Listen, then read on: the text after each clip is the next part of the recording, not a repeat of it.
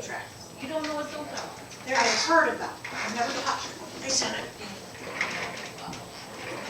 And you got it too, because it says so. She had a head wag in there. I'm detecting a little sass from Lori. Actually, it was my father. What? It's, I'm waiting for it to open. Oh, there it is. I'm telling you, I saw it. I saw it come to you. Save it.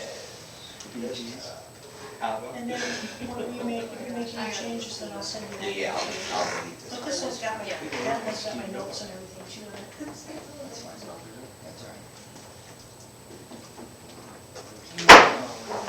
All right, so I call the meeting to order. And first of all, if Renee, if you'd like to give our invocation. Heavenly Father, we just come before you tonight. We just ask you, Father, to give us your wisdom. And you said, Lord, that if my people who are called by my name would humble themselves and pray and seek your face, that you would hear us from heaven and you would heal our land. And we just thank you, Father, for tonight. We pray, Father, we would be a voice for the people. And we thank you for what you're going to do in and through us. In your name we pray. Amen. If you would join me for the pledge of allegiance. I pledge allegiance to the flag of the United States of America, and to the republic for which it stands, one nation, under God, indivisible, with liberty and justice for all. And if you would roll call us here for Okay? Yes, ma'am. Lee. Here. Oh, there. Carrie. Here. Kelly. Here. Here, Jeffrey. here. And we have our first public comment session. So 3 minutes on anything you want. You guys know how it is. Come up to the lectern and speak. Because all of the finances are largely trade-offs of take from one area to put money in another area. The schedule is Township Finances. So anything about money having to do with Township, you can speak on. It can also be a public comment at the end of the meeting. If anyone would like to come up. Richard Randy, 2525 East White Lake Drive. I listened to your video the other day. It was pretty good. As far as the road commission wanted to tar that Duff Road section past the gun club over to Dawson Road, we don't have to spend $124,000 out of township funds in that. If the people on that road want to do it, they need to submit for, be taxed on it and stuff like that. But obviously, somebody on the road commission or knows somebody on the road commission must be a member of the gun club. He wants it to be smooth. Also, as far as boat ramps, we don't need any expensive tar, concrete boat ramps. If we had a tractor with a grader on it, grade them once a week or whatever it takes, but we don't need to be investing any money. I live on a lake, but we don't need to be investing any money. So any bigger boats get on the lakes. These are fishing lakes. Thank you. Which lake do you live on? I'm sorry? Which lake? North. Just to say North Lake. Perfect. Appreciate it. Anyone else? All right. We'll move on to our item on the schedule, which is Township Finances. And there's obviously a ton potentially to go through on this, how much people want to discuss. I had a number of things that I want to get the board's opinion on, and then some of the numbers that I think should be adjusted. First of all, the property sales that we've been generating, I think everyone's agreed, it's written up like that in the sales form, that the $100,000 for Wayside could be put towards the sewer tank. Any amount over that, I think it becomes debatable. We've generated a little over another $100,000 in property sales in the last year, plus a little over 30 grand for the county. A little that was before we came in, but we've got all that resolved. So we could put that $200,000 towards this. There's up to the full $650,000 that was owed on the sewer on the Wayside property when the township took it back. And so I'm looking for opinions on how far we think we should go with that money. Obviously, we had a rate study done. This is a quite extensive thing we're working on with the sewer here, and it'll be ongoing. But this is one aspect of that. So in 2021, the difference between what we owed the county and what came back to us is $116,418.57. That's from last year. And then this year, we actually profited on selling Wayside, $97,224.44. And my suggestion to Jeffrey was that we plop all of that money into the sewer fund and start socking it in there to get that fund back into a more stable position. Because it's, to do nothing is just not acceptable. We're gonna, within 3 years, we're gonna lose every bit of our revenue sharing to the county because we're gonna default on our bond. And I think this is a good kickstart, and then we need to look at which we're gonna do later, the rate study, and, start looking at that sewer fund and get those rates where they need to be so it is actually sustaining itself and the board's not, and the township is not funding that, which it should have been. And it should have been taken care of years ago, but unfortunately we're stuck taking care of it. It's a disaster. I mean, it has to be fixed now. We've talked about it a few times. And it's one of those problems that everyone kicks down the road. And I talked with a lawyer from MTA, and they aren't even worried about something like this because they figure you get right up close to the disaster, pull more bonds, push it further out into the future. That's the general philosophy, which is very, very screwy from my perspective. And so the $200,000 essentially that we have to put towards this fund, if we included basically all the money from the property sales, I think is reasonable, and then that reduces the amount that we have to increase that rate by. Right? We have those different scenarios drawn up, and a number drawn up by municipal analytics. The one, scenario number 5, is the one that we're putting the $200,000 towards and then raising it a certain amount, but if we decrease the increase. The thing is, do we want to eventually, does the township want to pay the $650,000? Do we want to do that over a number of years? Do we want to do it just from property sales? Do we want to do it from some other portion of the general fund? Well, I think property sales is a big one. We do have a lot of property that we can sell off, and also increase revenue for the tax base. That probably be the best way. This would be the general fund alone. So that taking away from whatever people are paying into. Yeah, I think it's reasonable. But you have to pass for that. Right, I mean, it's still a trade-off, because if we did the property sales without paying into this, that money would be going into the general fund, so in a way, you're still basically taking from it.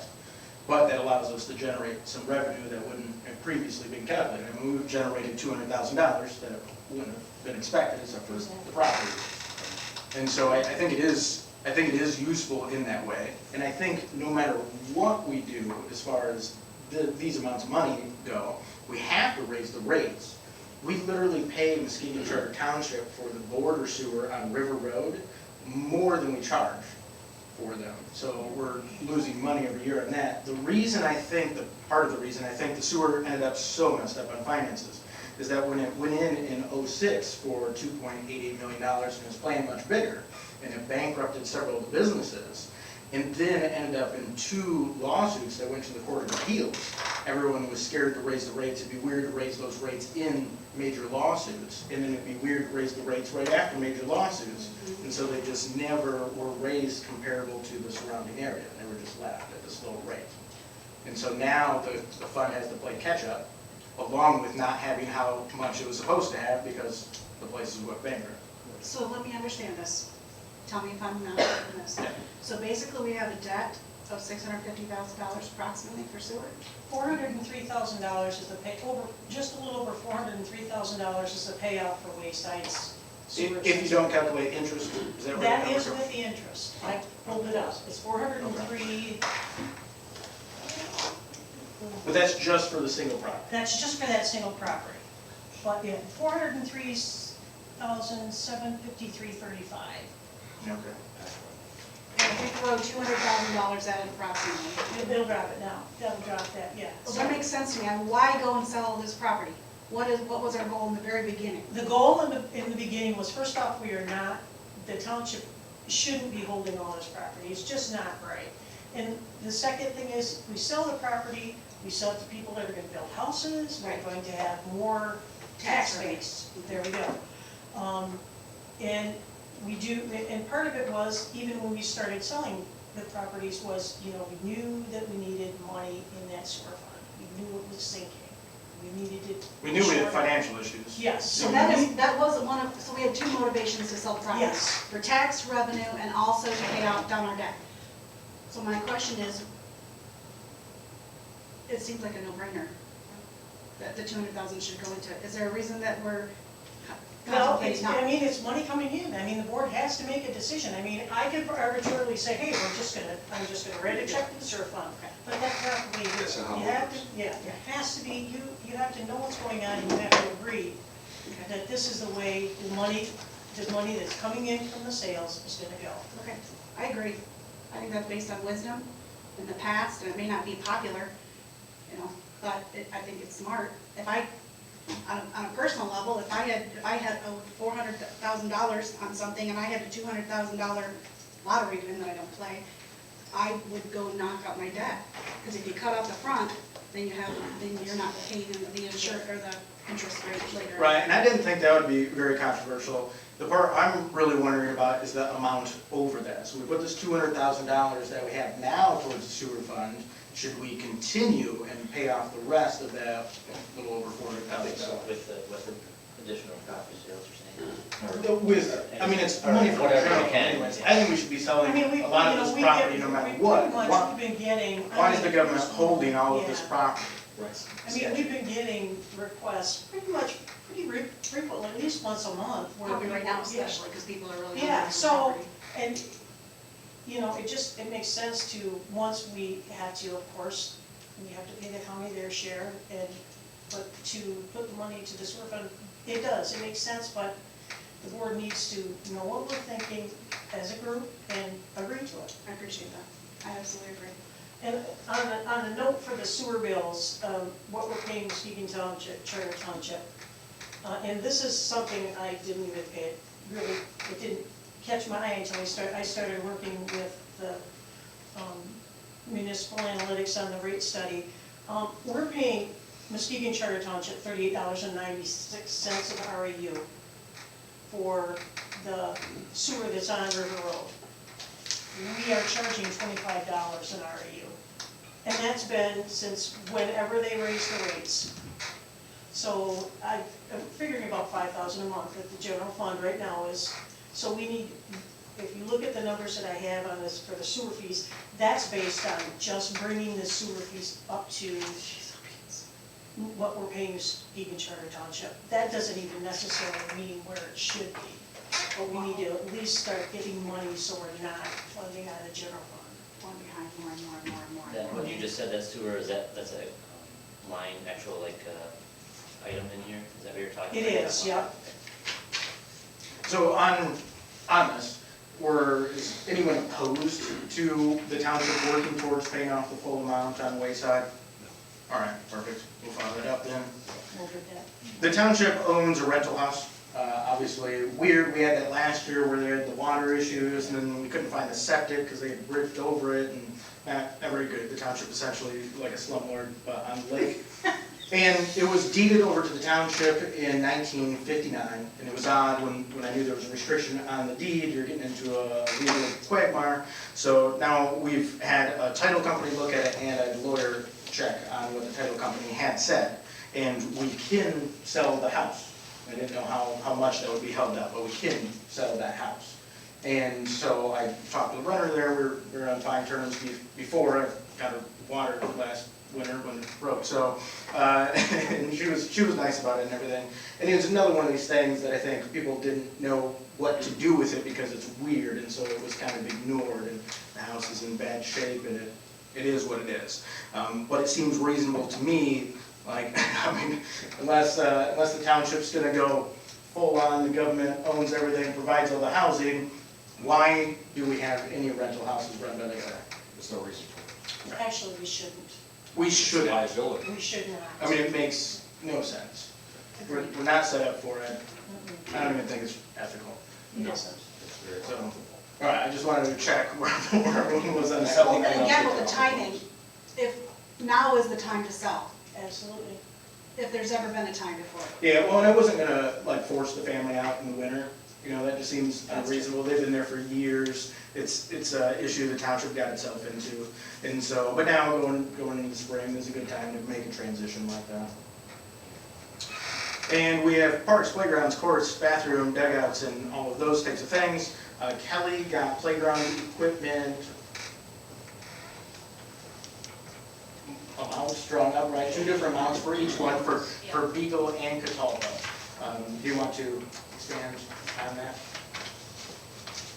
I would just love the board's approval on, after looking at these quotes, and I would love the support of our township on these parks that, over at Beagle, I know there's some safety issues, and over at Catalpa, they have nothing. So, I mean, I would really, really love the support of our township, our community on these, as well as our board. Well, Catalpa, I looked at it on the map, it's in no man's land. There's not much, I mean, it's like off the main road. I mean, I never even knew it was there. The people I've talked to didn't even know, they're like, what? I didn't It's know we actually parked an there. area that's starting to build up though. Yeah, There's a park there? there's Yeah. kids, there's, It's an area that There's a lot we've of actually been families selling out there. property in, and it's starting to build up. And the equipment that was there was bad, so, and it was, yeah, and Do you so have we any had to pictures? take it out. And what are some of the Yeah. costs for those here? No, no. Oh, it's there. It's What are some of the costs? alright, so it is in here in our packet. It's not on the records material. Yeah, Yeah, it's I put a it in reference reference. material. I wanted to make sure Jeff actually put it in our reference They're the same materials. thing on both. So we've got 2 quotes, and these quotes include everything from tear down to put back, cutting trees down, everything, putting the equipment up. I mean, we have one quote for one park, this one park at $161,686, and that includes tear down, put back, everything with the mulch, the framing, everything, and the trees that need to come down.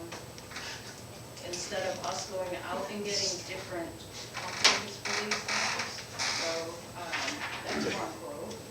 So the cost of one is $155,000 and the cost of the other one's approximately $155,000. So we're looking at $300,000 for 2 Yes. parks. Yes. Holy snap. But if you go out and you get separate quotes to come in and do all that construction, from tear down to put it all back up, to the framing, the mulch that they're gonna put in, everything. That includes not just it just includes the tables, the benches, and things like that go along with it. I mean, it isn't only playground equipment, she's Yeah. also, there are benches, there are picnic tables, so basically what she's taking is Catalpa from a park that has nothing to a park that's actually gonna be pleasant and potentially, the whole idea is to draw people into Dalton Township. And one of the things people look at, of course, is the school district, but they also look at the parks and recs and what have we got available. And Beagle Field is getting pretty iffy, and Catalpa has nothing. So if we can bring, if we can build these up and make it more amenities, that'll draw people into the township. If money were no object, I think that's great. But the $300,000 to me, I'm sorry, I'm not. Well, remember, we're looking, the only reason we're bringing this up is because of the ARPA funds. And we can use the ARPA money for parks and recs. Now, how much is the ARPA fund? We have 482, hang on a minute, I brought it up. It'll be a little over $800,000.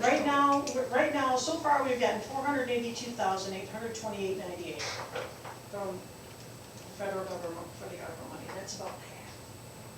So, and the parks and recs, that kind of thing, that's one of the things that we can use this money for. Part of it is, it's gonna help generate revenue. You make your parks nice, you bring more people in, you have more revenue. And that was the whole idea behind the ARPA funds, was to help, if you lost revenue, help you get your revenue back, and then to bring more revenue in, And build your local The community. maintenance, who does the maintenance on it right now? Is that Right now, our maintenance? maintenance people do maintenance They in the have been parks. doing it, and they've fallen on the wayside. Well, there really wasn't anything, I mean, Catalpa, it was when I came in, Catalpa, I didn't know Catalpa existed either, by the way, and it was junk. There, I mean. In a bad way. I mean, we had the open vault toilets. Yep, that was where the open That we had vault taken toilets out, was. that burned down years ago. Mhm. Eventually, we got that resolved. And, I mean, the playground equipment that was out there would be illegal if you got it inspected. So I had maintenance when they had a chance over this last year to start tearing things out. Where I am on this is more conservative as well. I think the park should be a growth of the economic viability of an area rather than a leader on it. And I think it's part of a cost-saving thing that's happened over years, is you can not spend money to maintain the parks adequately, and you don't depreciate it anywhere in your budget. So then it looks like you're just miraculously saving this money that you really should be expending for the maintenance that you're not doing. Exactly. And so they've been allowed to fall in this dilapidated state. Now, Catalpa looked like something from a zombie apocalypse. Walking Dead. I mean, someone could have shot a movie out there. There was like a wooden merry-go-round where the wooden boards were broken, right? And then there was open vault toilet tubes. It's pretty Like a messed up. liability. But it is, well, that's why I ended up taking those out, right? Brought to the board twice, but we got those taken out last year. And it's down a dirt road and everything. So I'd be way more conservative on that, on putting something out there. I mean, it's kind of weird to just rip all the equipment out and then be like, there's a grass area now. You know, so I think something should go out there, but I'd be more conservative on it. Beagle is much more used, That's a mission. and it's also been allowed to fall in this bad state. We have the courts, the cement on the courts have been pulled up in pieces, and the kids have gone out there and they throw those in the grass fields, and we have to wash for them with the mowers, of course. And then the dugouts.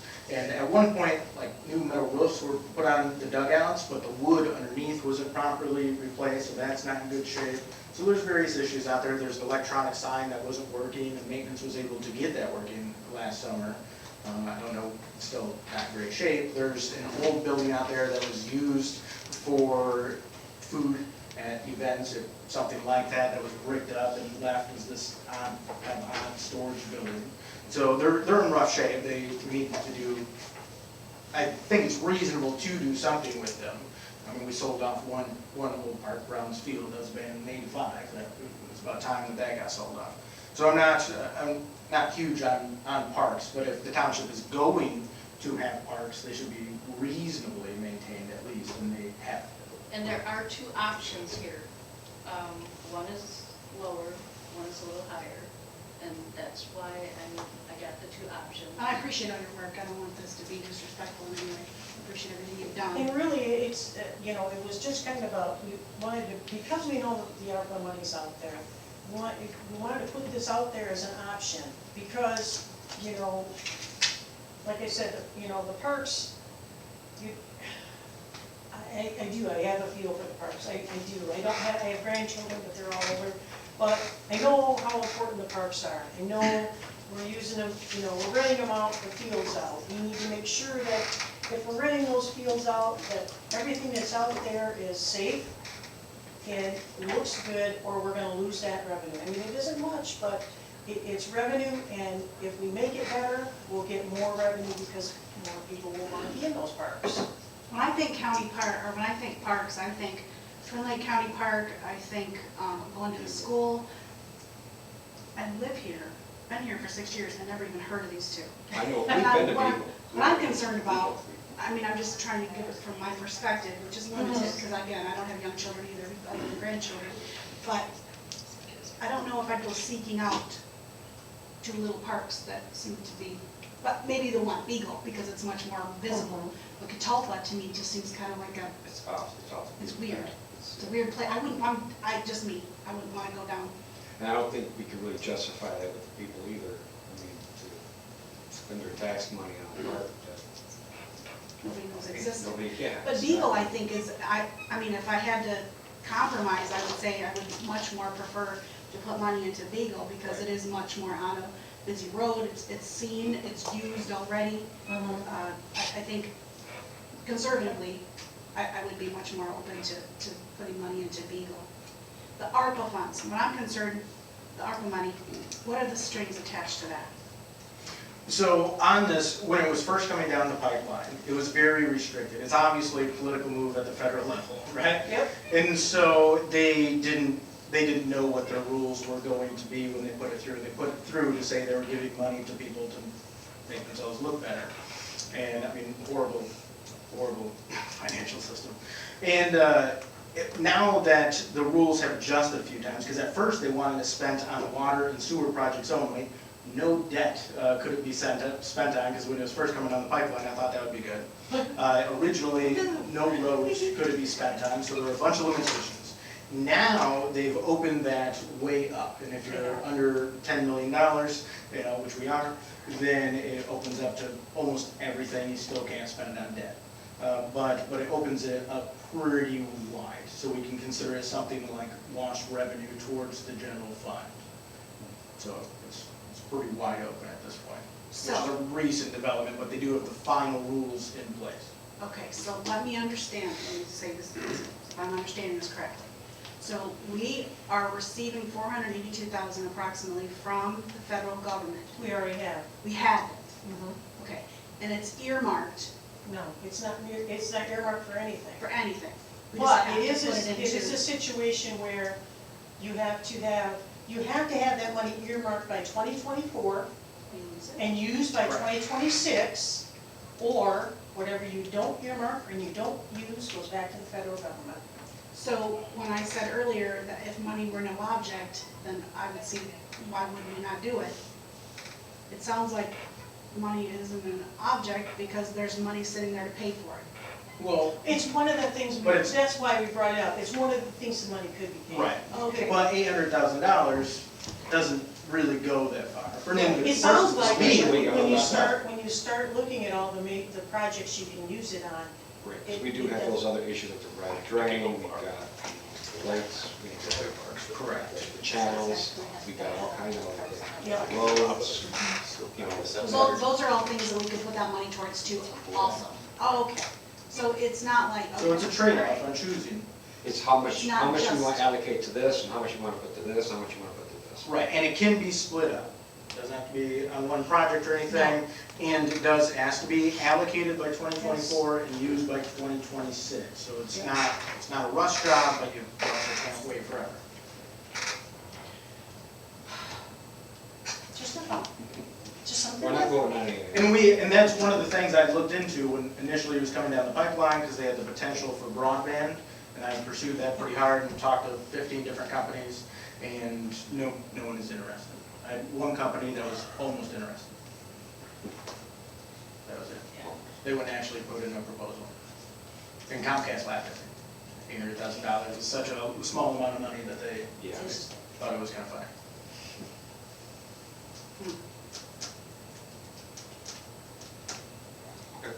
All right, so Food for thought. so that's where we are. So, are people leaning in the direction of at least Beagle should be emphasized more than Catalpa? I'll have to ask Sounds like- around, I'll look into it more. Okay. Ask around. The people we did talk to, they had heard of Beagle but hadn't been there, but we're over here on this end too and believe Beagle's quite a ways. Yeah. Catalpa was never, ever, until I actually saw it on here, I actually looked it up. didn't know it existed. We were gonna go look at it today, we were gonna do a little field trip, Carrie and I, and snow kinda, Yeah.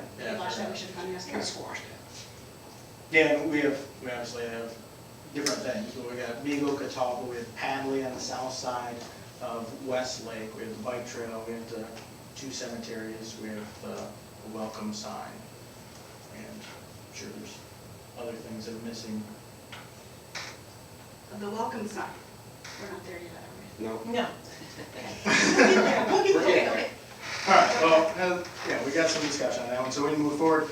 Cemeteries, I know that Lori had taken cemeteries back into the clerk's office. Jessica had been managing them for a long time here. And so I know she's working out some of the paperwork so the books are more accurate. And that you have some projects planned there, but we haven't discussed them No. in detail. So I didn't know if you were looking at slotting ARPA funds for that. No, actually, I've got it budgeted in the budget. Right, like $30,000? $30,000, which would cover, Twin Lake Cemetery, I'm looking at redoing the parking area in the main section and around the maintenance building, to about the tune of $5,000. Oakland Cemetery needs some severe help, and I had Accurate Excavation give me a budget estimate for Oakland Cemetery to redo the existing driveway and put in a new driveway, more toward McCormick Sand. There is that big open field, there's actually a plotted driveway in there, and I want them to actually put the driveway in, because eventually I'd like to change the entrance and have that be the main entrance, because the older section, there are very few, if any, spots to sell and bury. So, but that one would be about $19,000. So that I actually have in the cemetery budget. I wasn't even planning on using ARPA funds for that. Okay. And roads are endless. Yeah, endless. Endless discussion.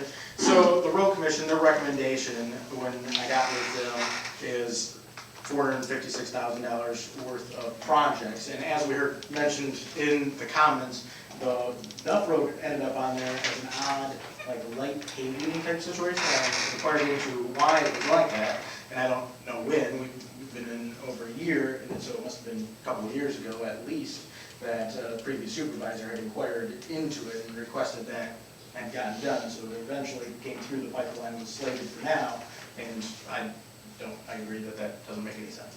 Back to cemeteries for just a Yeah, moment. go ahead. I did talk to Bruce Boonstra, I believe is his last name. He is the man that works with the Scouts, Eagle Scouts. Yep. And I asked him if he would put that out, that there might be some possibility of an Eagle Scout or Eagle Scouts taking on some of the maintenance that has to do with the cemetery, especially when it comes to the veterans. Yes. He said every time he gets those maps, he said that they're not right, the numbers, and he's off on the amount of flags. So I asked him if he would bring that up before his Eagle Scouts too, for cemeteries. Yeah, you get with me, because I'm working with my husband right now, actually both the cemeteries and Oak Hill, because we do Oak Hill too, to get all of the maps correct, because yeah, we ran into that issue time and time again. The flags. Yes. But he is gonna put it out there, both the cemeteries and, I wanna jump ahead, but the Twin Lake welcome sign. He's also, Okay. he's been working on that to get Eagle Scout to step up to do that as their project. So hopefully we can get some. The flag display in the cemetery in Twin Lake was an Eagle Scout project. It was. By his son. Same thing with the flag It's and very line. nice too. Okay, I didn't know that. Oh yeah, it's been many years, I think it's a couple decades now, with the flag out on the island. Okay. Perfect. Sorry, I didn't mean to. No worries, Well, yeah. don't you- No, that was good, that was good. I was just trying to clip her along a little faster, you know, so, but these are big discussions, that's why we're doing it separately, to divide up the time a little bit. And so these roads, because of the roads they are, and because the road commission recommended them, they're willing to cover up to 50% of these projects. When you get into things that we're requesting and more local roads, then usually they'll drop down to 25%. But because these are their recommendations, they're up to 50% on these, and otherwise I think they're pretty reasonable. I'm obviously not a road engineer. Now, use ARPA, did you say that, or the DARPA, ARPA funds are something we can use towards that? They got opened enough that yes, they can be used for roads now.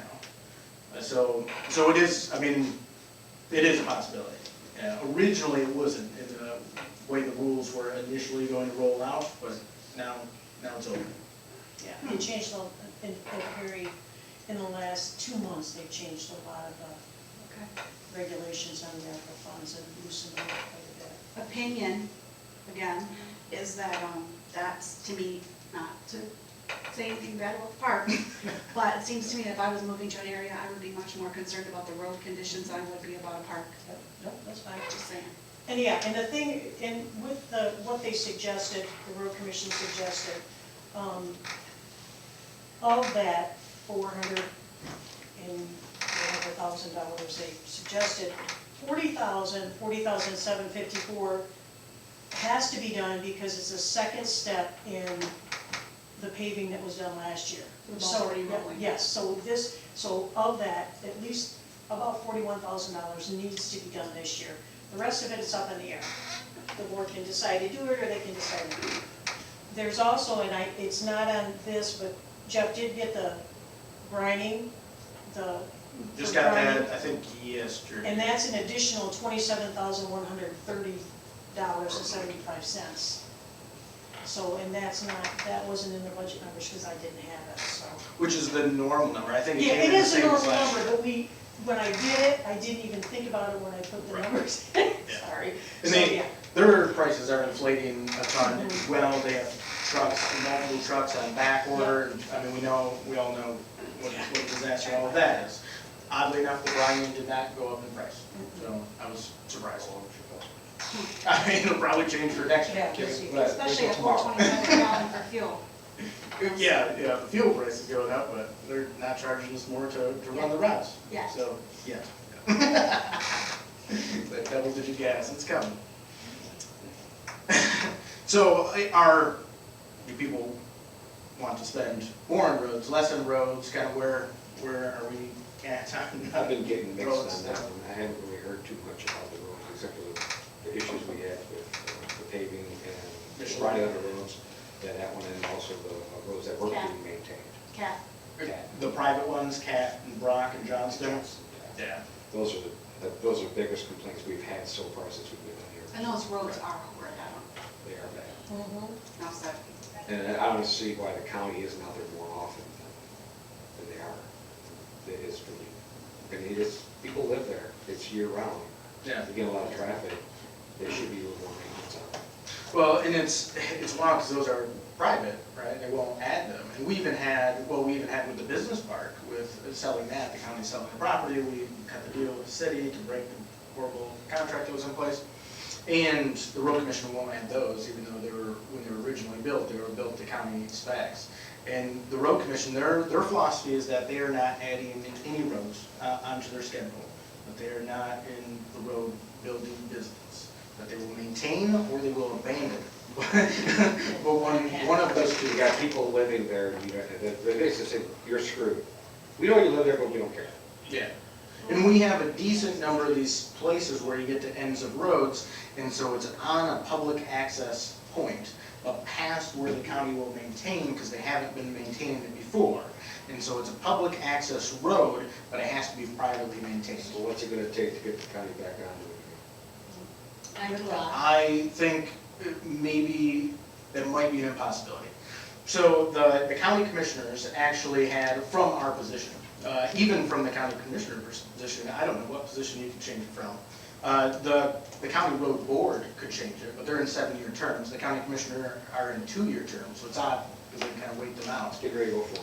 Even though they're appointed in 2024, so we got one more term of 2 years for the county commissioners. But the county commissioners had a legal opinion written by the lawyer about the power that they have over the road commission, and they have the most power. And they have the power to put people on the road board, and then their power ends. And that's how much power they have, and then we have significantly less power than that, amounting to something like that. So basically, our commissioners we need to talk to. You can talk to the commissioners, but I'm saying that even in Let's that, say it's like they, board or something else. like they tried and found out they had major limitations. So we have unelected officials basically doing what they want to do. Well, Point. in a more general political philosophy standpoint, I would say our entire governmental system has moved towards an administrative state type of structure, Yeah. which is not good, but I also don't know how to fix. 17th Amendment was bad, but. Anyway. Again, I'm gonna restate what I said earlier, and that is that if I was moving to the area, I would care much more about the roads than I would about the parks. I'm not saying I'm not a park fan, I love parks, I go to them as often as I can. Good talk to you. I wish we had a dog park, Yeah, I wish we had a dog park. That'd be great. how hard is that? But that takes an act of God too, it seems like, so. But I still, again, if those ARPA funds have to be put and spent by 2024, I'm not saying forget the parks, it's not what I'm saying, but it seems like I would lean more towards a smaller amount with putting money into Beagle Park and a lot more money into the roads. Well, I just had a thought about that, because the other park, it is so dilapidated, there's much there. It would cost to actually put a dog park in I didn't look into it. I've had inquiries about dog parks from you guys and from a few other people, Michelle, about dog parks, and didn't actually consider like converting Catalpa. there. We're got a lot of stuff there to help the sewers. Right. We've driven all the way to Ferrisburg multiple times just to go to the one that's over there in Coast Guard Park. I know there's one in Heritage Landing, but it's so small and we've not had haven't been happy with what I've seen driving by there. So I know it's just a dog park, but it takes a well and some fencing.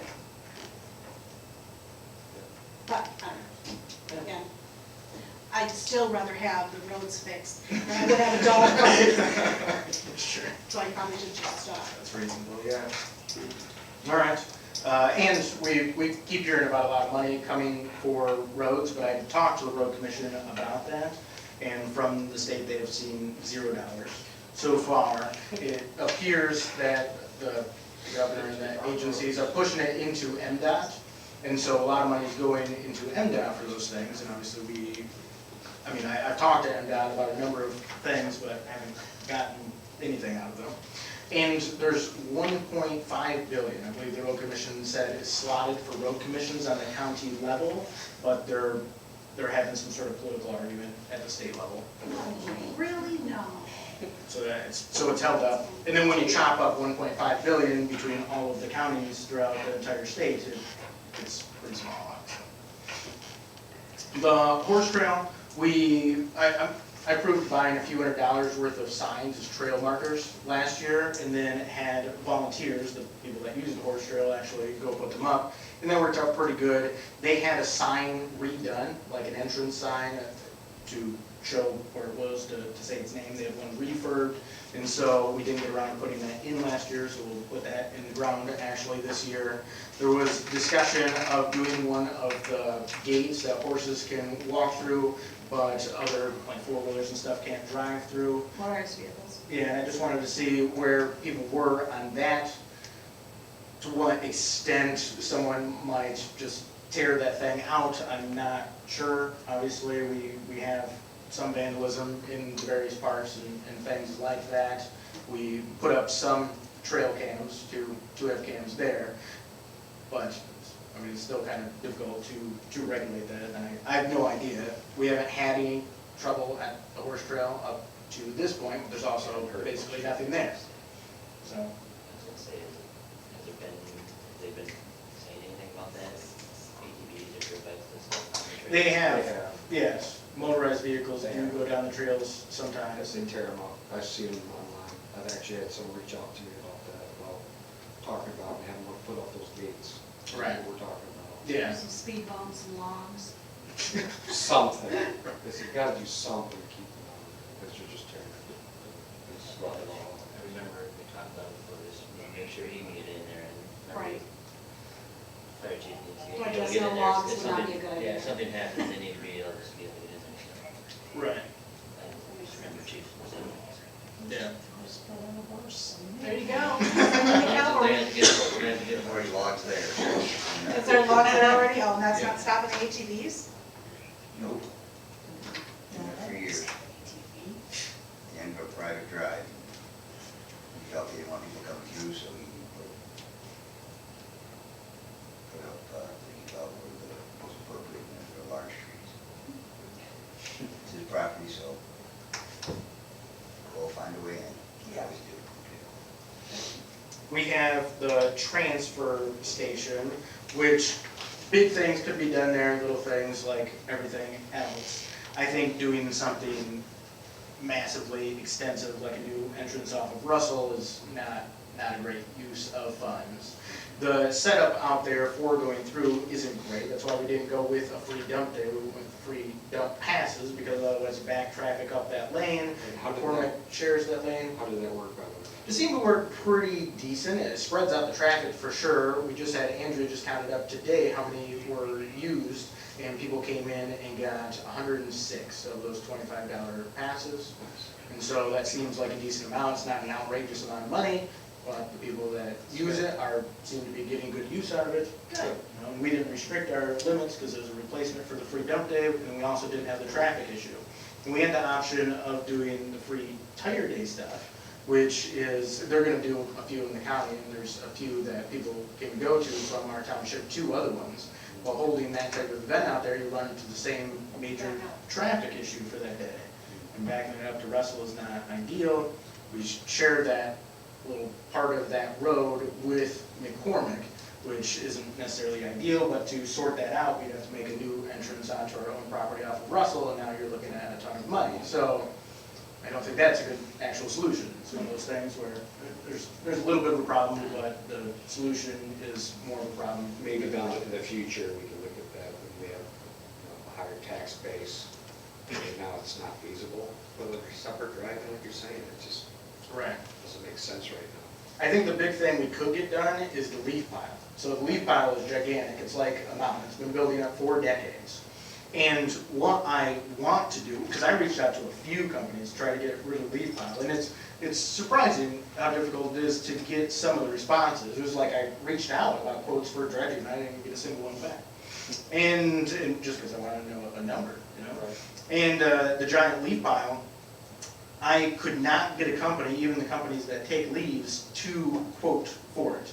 They said if you had like a residential leaf pile, something like that, they would take those, but a giant municipal leaf pile, they said, no, you can keep it.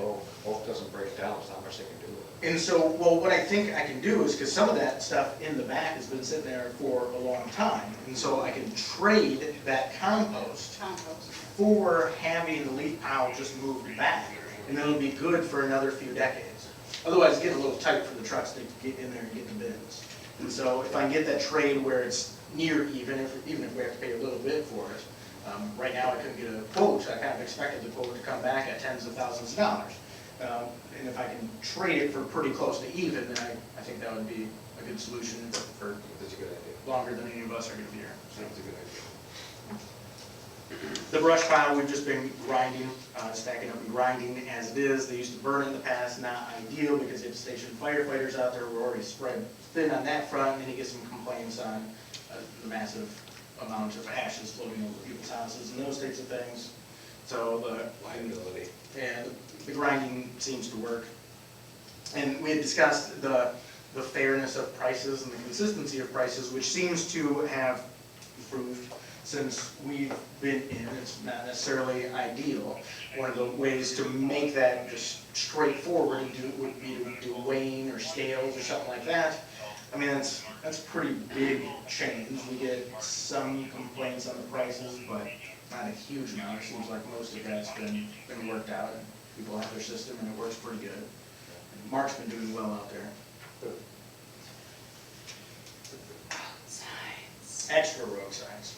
So this largely comes about because of speed studies. So normally when someone inquires about people going too fast on the road, it's because they think they're going too fast on the road, and they want the speed lowered. And what you can do is trigger a speed study. But because of the way the speed study works between the county and the state, they basically measure how fast people are going and then raise the rate to that. And we have a few books on it that I look through. And there's no good point of leverage for us to get in there and adjust that. So almost always, it would appear, that people inquire into a speed study because they want the limit lowered and it actually gets raised. But what we can do is if a road doesn't have speed signs, but it has a speed limit on it, we can pay the road commission to put up what they call extra signage. And right now it's been at $500 a pair. And so I figured we should add a line for that. I don't know for how much, because we've had a handful of inquiries since I've been in, but I was waiting until the budget season to actually hand it as a line item. Where exactly are you talking? There were a few different places, but I haven't kept particular track of them. People will inquire again. Up near the village there, on some of those small roads on the east side of Russell, there were some inquiries in there. And if you get down into some of the subdivision stuff along the river, I think there were inquiries around there. On Staple, off of Staple, on like Lakewood Drive, inquiries on there. And another inquiry, I've been talking for about a year with some of the people on that road and with the regional manager for the state police on some of the speed limit stuff there. And there might have been some up in Twin Lake itself. Well, I'm not sure if this is the appropriate time to mention this, but I would personally like to see 2 added, at least minimum stop signs on M120 and 4th Street.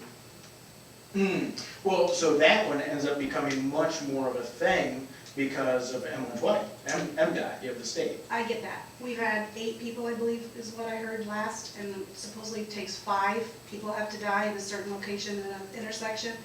And Carrie and I have been through that. He's then actually come upon an accident there, and we've been talking to some people.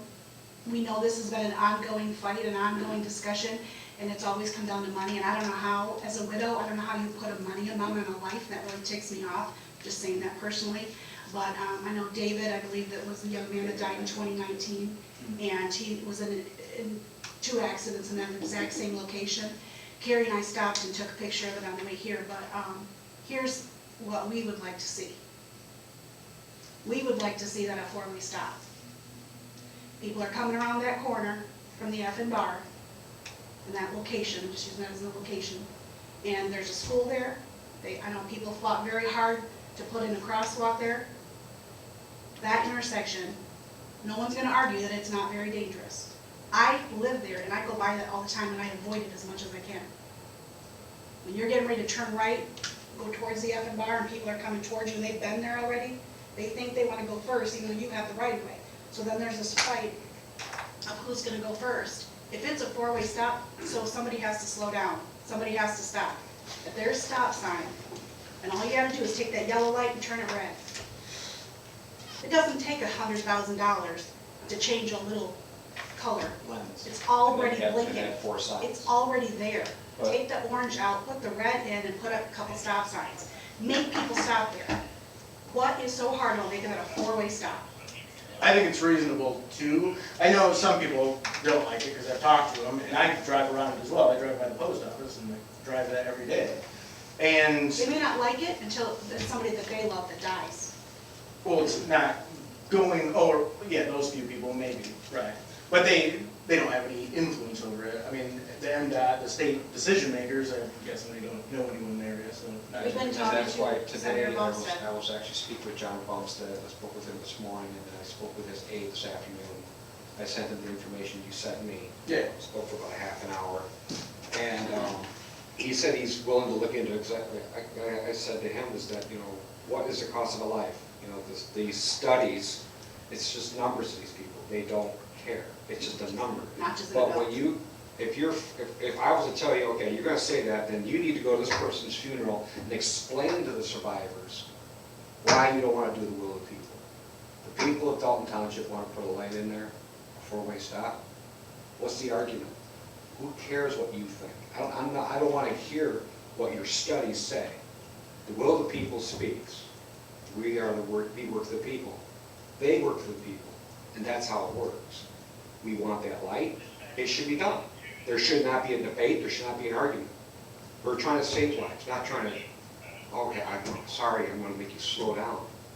And right there in a crosswalk with an elementary school, not even 150 yards away. If you don't want to stop, go on the highway. Well, I'm not sure why MDOT is resisting it so much. I'm not sure it's just the money. Because, I mean, you've got some of the responses I added, and I had a bunch of phone conversations. But it wasn't like that. It was more like a bureaucratic just kind of hang up. Nobody wants to take it. And Nobody I wants to take think part of responsibility. it is just that M120 as a whole is such a big issue. And so they kind of want to do a big project, like a redo of M120 at a lane type thing. They want a lot of money. But to do that, the money will hold up because that's millions and millions of dollars. And so then these smaller things don't seem to be getting the attention, because we have, I think, more crashes at Pillard and M120, because that's a horrible spot. Like there's a few horrible spots. Let's do another four-way stop. And Slow these people down. If that's where those accidents are happening, how hard is it and how much money is it to put a couple stop signs in and make people slow down? I don't understand what the big deal is. I love to drive fast, just saying, confession time here. I am not a slow driver. However, I know the value of life, and I'm willing to stop just as much as I am for a bus. When a bus pulls up and that stoplight comes out, it's for one child. That child is important. Right. Why aren't lives important where these high accidents are happening? I don't understand why this has not happened, especially with that intersection. Pillen, I don't know so much about, but that M120 and that 4th Street, there's that curve. well, that one How many seems times weird. do we have to And I beat think the bush? most people have come to the conclusion that it should be, or a lot of people have. And it seems so easy because there's already a blinking light hanging there. Yeah. Turn it red. It doesn't even have to be a three. Two lenses. We're not talking about a Take out the yellow lens, traffic put it on light. red lens. We're talking about a red blinking. Yeah, and so we'll see if Bumstead moves something on it. It's kind of that administrative state setup thing again, and so it's kind of meant to work like that. So just tell us what we need to do. I mean, if we need to start a petition, if we need to start a mill. Well, so I wrote a petition for a guy that had come to me that had, his wife had been in a crash. You know, and I wrote it for him, and he was distributing it, working on getting signatures. It seems like maybe it's fizzled out because I didn't get a word back around on it. But I wrote up some wordage for him, and he was gonna have a lawyer check it before he went for it. I've never heard a word about it. There you go. I had inquired into MDOT if a petition would move anything or do anything, and that didn't really get any response. I don't think there's a legal avenue I or don't something like seem to that. care. But- I mean, MDOT to me just seems like a big cold door. There's no Dr. Oz behind the door. There's like nothing there going on. They just, I don't know. There's Maybe two that's bad just- things that the government can do to you. And one is to ignore you, and the other one is to pay attention to you. Yeah. So, I get the arguments out of that. So But yeah, M120 is just hung up. a couple Because, stop signs and a because red it's the blinking state. light doesn't sound like too much to ask. yeah. Just saying. Yeah, you're up to state senator. If, I don't know if you can really go above that because it's MDOT to the feds, but. I'm gonna put you working on Yeah, yeah, it's worth pressing on. I mean, eventually something has to happen. it. Right, and you said that you were gonna give me the information from dispatch, so I can give them those numbers as well. So I Right, can and so, yeah, because I inquired with Alan. Alan's system doesn't work great for looking at that. I inquired with dispatch, apparently their system doesn't work great for it. So they referred me to the sheriff's office, and Goulden sent me some stuff I forwarded to you on crashes, the history of crashes on that corner. On that note, before we go on to the next item, I would like to know more about Pillen too. If Pillen is worse than M120 and 4th Street, then we need to be on that too for stop I'll tell you signs. right now, and I'm looking at it right now, 2020, in 2020, there were 2 incidents there, and there were 2 incidents at M120 and 4th Street. I'm looking at the data right now for 2020, Okay. So only 2, now incidents Two or each. deaths? incidents, 2 accidents. 2 accidents, yeah. Incidents.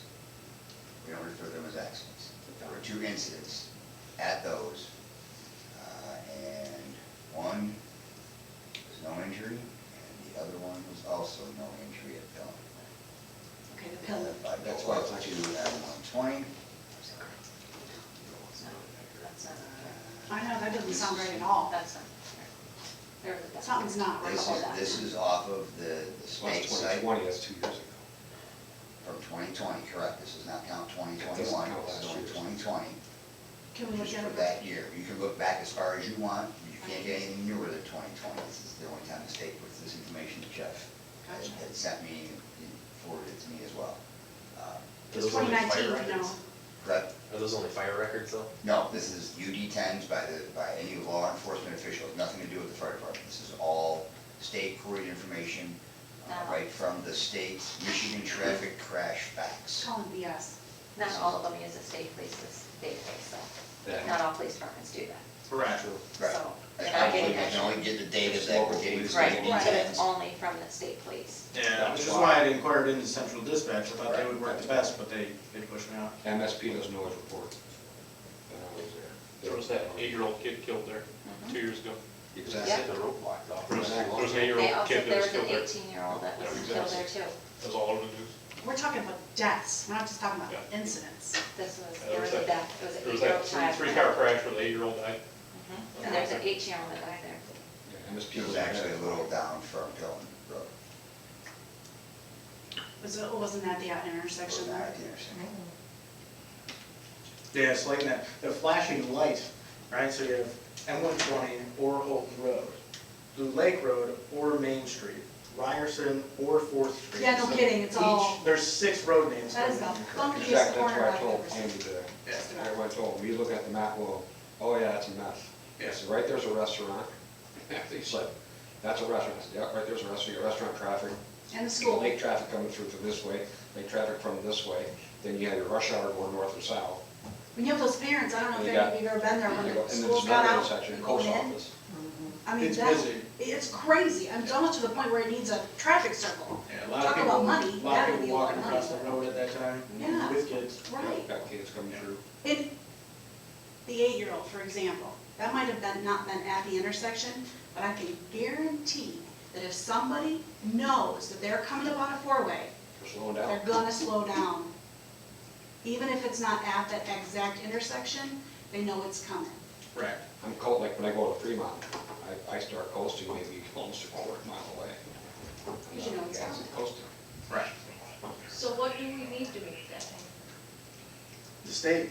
State, that's Again, why I'm yep. shut the John Bumstead's office, it's exactly why I'm doing that. And hopefully I can get more state people involved.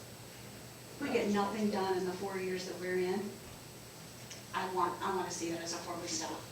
That's how determined I am. Yeah.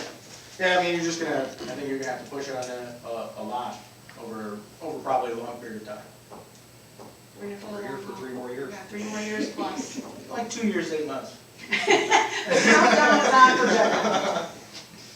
Okay. Thank you. Audio-visual system in here. We obviously wanted to record and post meetings. We got an old Fire laptop that they weren't using anymore. Alan ran a wire and dropped that video camera back there. And so that was good to get them up and going for a very small amount of money. But I think it'd be reasonable to have a better audiovisual setup. We haven't gone with hybrid meetings, and I think the hybrid meetings are weird. They keep changing the laws on the OMA and all of that stuff through the state, and they're just fluctuating all over the place. Well, the Attorney General came out with an opinion that if someone wants to participate through something like that, then you should probably allow them under the ADA, and that would apply in the case of the OMA. That I don't think there's a court case on it yet, which is where it'll get determined exactly how that comes out. And so how extensive we want to go on that, I was, wondering. Obviously, our quality isn't great on the video. And you look at the costs and that stuff, it's usually completely negligible. It's not, you talk a new camera there, Right. and, I mean, Well, and so It's not necessarily there. if we just have a better audio-visual setup for recording and posting, which I think is nice and ideal. I would like to see that. I like to That go seems back and reasonable. watch. Should we have something else, which I don't know how it would be set up, where someone can be on video, like zooming in and participating in a meeting as well, which I don't have a strong emphasis for, yeah, I'm not. but should we pursue it? You just put the camera right there, aimed at your head. It's very close, so it's not so far away. Or you can put the camera out there. Do you have any projected costs? Have you done any? I reached out to a couple of local companies, and they didn't end up getting back to me, so I think we're probably up to the point of reaching out to companies in Grand Rapids. Let's rather stick with local, darn it. not much we can do. They're not gonna respond. You Right, can't. right, you can't. Yeah, and it was probably a handful of months ago, I just like messaged a few, emailed a few, and didn't get much back, and obviously I messaged the wrong places, but, yeah. So there might be someone else that does it. Go to Best Buy. I'm just gonna throw this out there. Is there any Boy Scout, Eagle Scouts that are looking for audio visual? That could be their Eagle Scout. An Eagle Scout project. Just saying, Yeah, oh, that's true. transparency. Yeah, so we'll pursue something to make that better. The boat launches, so they've been brought up a couple of times of if we should be involved with them. The extent we are right now, there's the county on Twin Lake, which is different, because really the county should be doing something with that. Then there's the public boat launches on the other lakes, which all we've done is when they get really bad, especially after runoffs, if they get huge ruts in them, our maintenance goes out and fills them in, smooths them out a little bit. The But roads themselves, but not the launches into the water. not the part going into the water where you need eagle permits and things. Here's one of the problems we're talking about earlier. We live on Twin Lake, right by the island. We could not put our pontoon boat in last year. We tried, he tried, almost lost his entire truck. Had to go 2 truck lengths. Too big a boat. No, My actually it's pontoon's not. only, it's a 24-inch pontoon. No, That's it's all it not is. too big. The problem is that the boat launch itself, It's washed we out. can only do the maintenance up to the water line. Beyond the water line, we're talking DNR, it's all this crap, it's all this bureaucracy, it's all this red tape junk. They won't let us do one of the things that you They need to be suggested. dredged. We're not They need to allowed pull the to do sand that. out of the lake, that's what they need. So that's one of our issues that we're running into. So not only do we, number one, so what happens when he tried to back it in, so many people had gotten caught in it that they tried to get out and they dug in ruts. So when you're going out there with our little wave runners, we're trying to put them in, you go from knee deep to waist deep to over your head, like that, because the ruts that people have gotten caught in, so now you have all these deep in the boat launch, so you can't get your boat in no matter how big or little it is. So that's one of the problems, is that it's not the boat launch itself down to the water line, it's Right. beyond the Once it water gets line. into What's in the water? Who do we have to talk to, who do we have to kiss butt County. to get beyond the water line into the water, just to be able to go out and do what he said? And it seems, and specifically on the Twin Lake one, which we've had the most inquiries in, because the county park is right there, and it's. And you have to that pay, ramp leading you pay down. $5 to go put your boat in, but what are you paying for? Well, and it sounds like the county might be willing to look into that for. I've spoken with Kim Sear about that today, and he gave me a name. In fact, before we left for here, I was in the middle of writing him an email. Okay. So he's my point of contact. So for And so remuneration. I'm working on that right now. Right. I'm hoping to get a response by tomorrow. Was it Ribbons or Lukens? Lucas. Yeah, Okay. Yeah. And the water level, I know, up And, and down, and up Kim and down. did say if he Down. didn't get back, that he'd get with him, and he said he would go talk to him himself. Right. He's just asking that because we are with the township, it would be prudent if I contacted him first before I send him. Right, yeah. Chain of command. Yeah, I mean, part of it is the water being so far down. And usually, we have just 2 railroad ties in front of our house, and usually in springtime, I mean, it's up really high. I know we're 30 feet down in inches or whatever for snow and all that, but we have more than 30 feet this year. So right, when it got real melted off the other day, we have like 30 feet of beach. We're gonna have our dock Way out there. way out, where usually it's right next to our property. We're gonna have to be there, way out there. So we're really concerned now. Well, with yeah, I've the already, floodwaters I've this already year. adjusted the dock out another 10 feet off from where our shoreline used to be. Right. So I'm already 8 feet further out. Right. And it's gonna be even further than that this year. Yeah. And also look at by the end of the season, you got the dry season, that lake's gonna be dropped about another 6 to 8 inches of that, because we lost over a foot of water last year. I'm expecting over 100 calls of complaints coming right up my direction. And it's Yeah. not just the people that live on the lake. Yeah. I think a lot of them are like, you know what, shut up, I don't live on the lake, why do I care? Here's why you care, because maybe you own that gas station that's up the road. When people come here from Chicago and they rent, or they come into this area to visit, they go and they spend their money it matters. And if his truck had fallen in, now you're talking environmental, you're talking fuel, you're talking gas, or gasoline and oil in the lake. Now you're talking environmental. it's not just that we're complaining because we live on the lake and can't put our boat in. There's a lot more ripples Because to this. there are renters from all over the country that come here. And, we have renters on both sides of our home. You know, one of our neighbors, she owns 2 rentals right there. And I've met renters from Texas, Florida, Chicago, a lot of Chicago. So people do come out here and they want to be able to fish on the lake. And they How rent you go boats. fish on the lake, you don't get boat water without getting stuck. Yeah. That's the issues. And so, like I said, living on a lake, you talk to the neighbors look at you going, so what are you gonna do about it? Right, yeah. Well, I think, and I do, from a number of conversations I've had, people expect us to like pump water in, Yeah, we know better which than is, that. That can't happen. I mean, We're yeah. not expecting a miracle worker.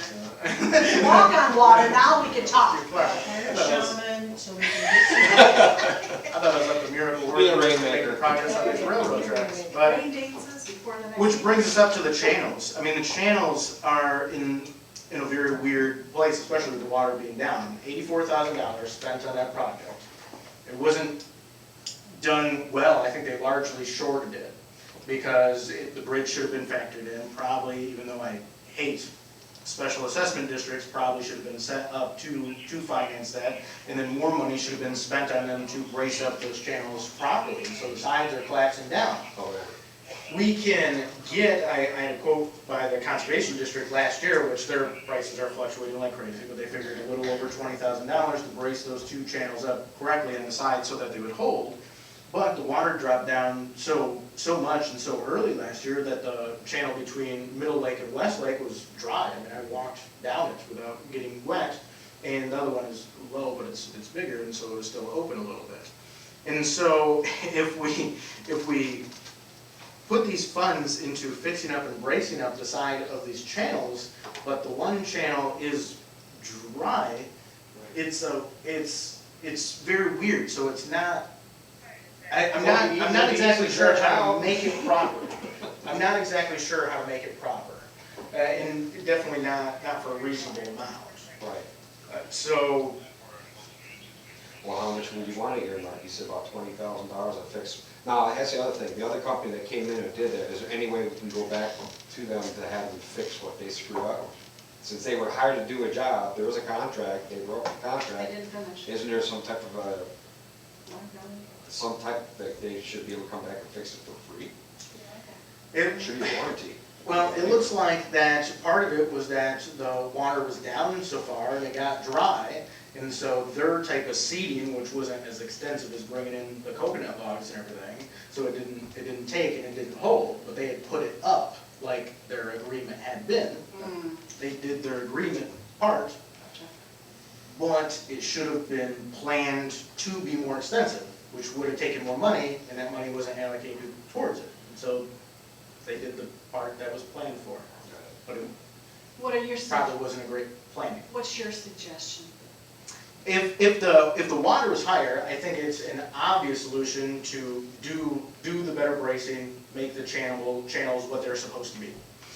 And there's no, like, we're not going back and fixing the culvert to be the bridge tile, obviously.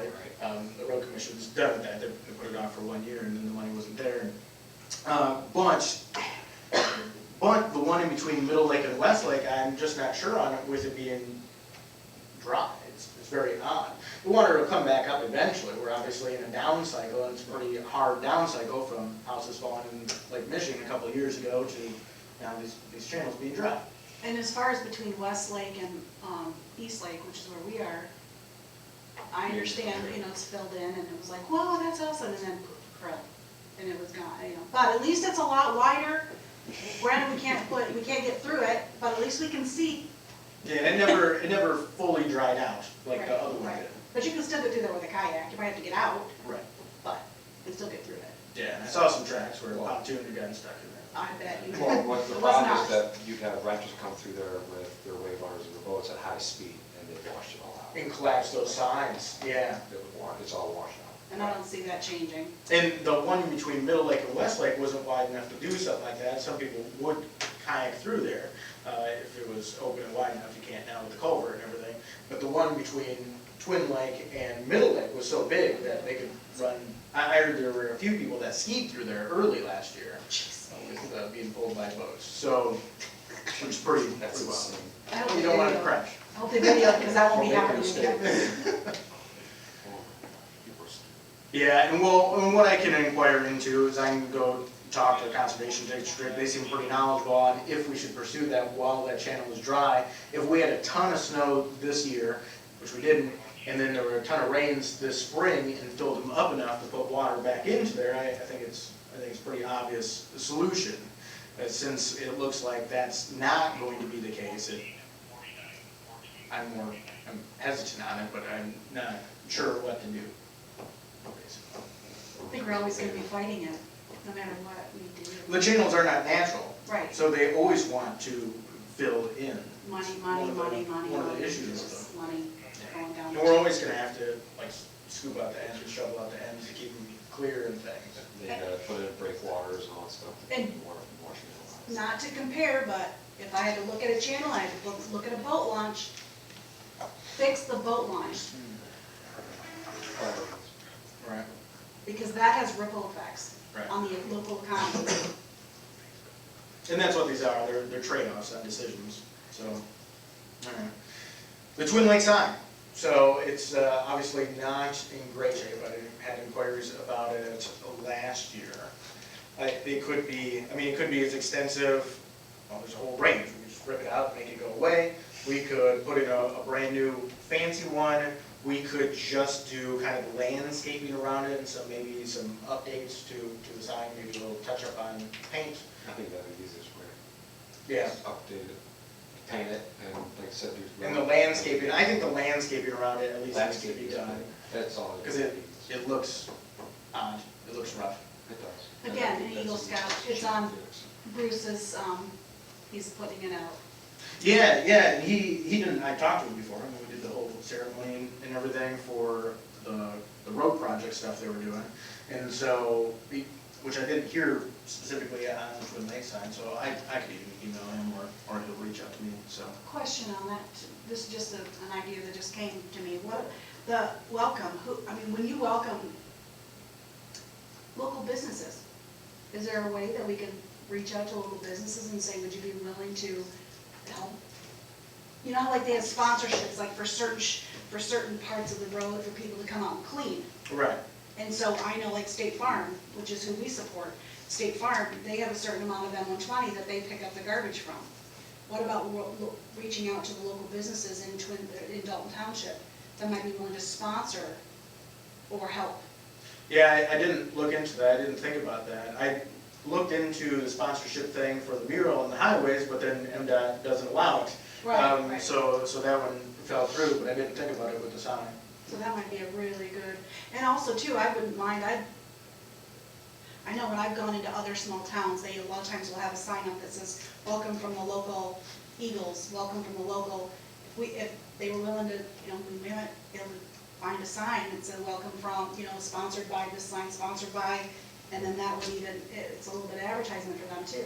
Right. When people come from out of town, again, we didn't think we were gonna be happy with renters, but we've actually been very happy with all the renters that we've had. We've not had, maybe one hand I can count that we've had I think it's one incidences. incident so far. But when they come to Twin Lake, they are supporting our local community, and when they look at a sign that welcomes them to our community, and they see who's sponsoring it, I think that's huge, to see who, Yeah. that local businesses are supporting, welcoming them. Yeah, I can look into that.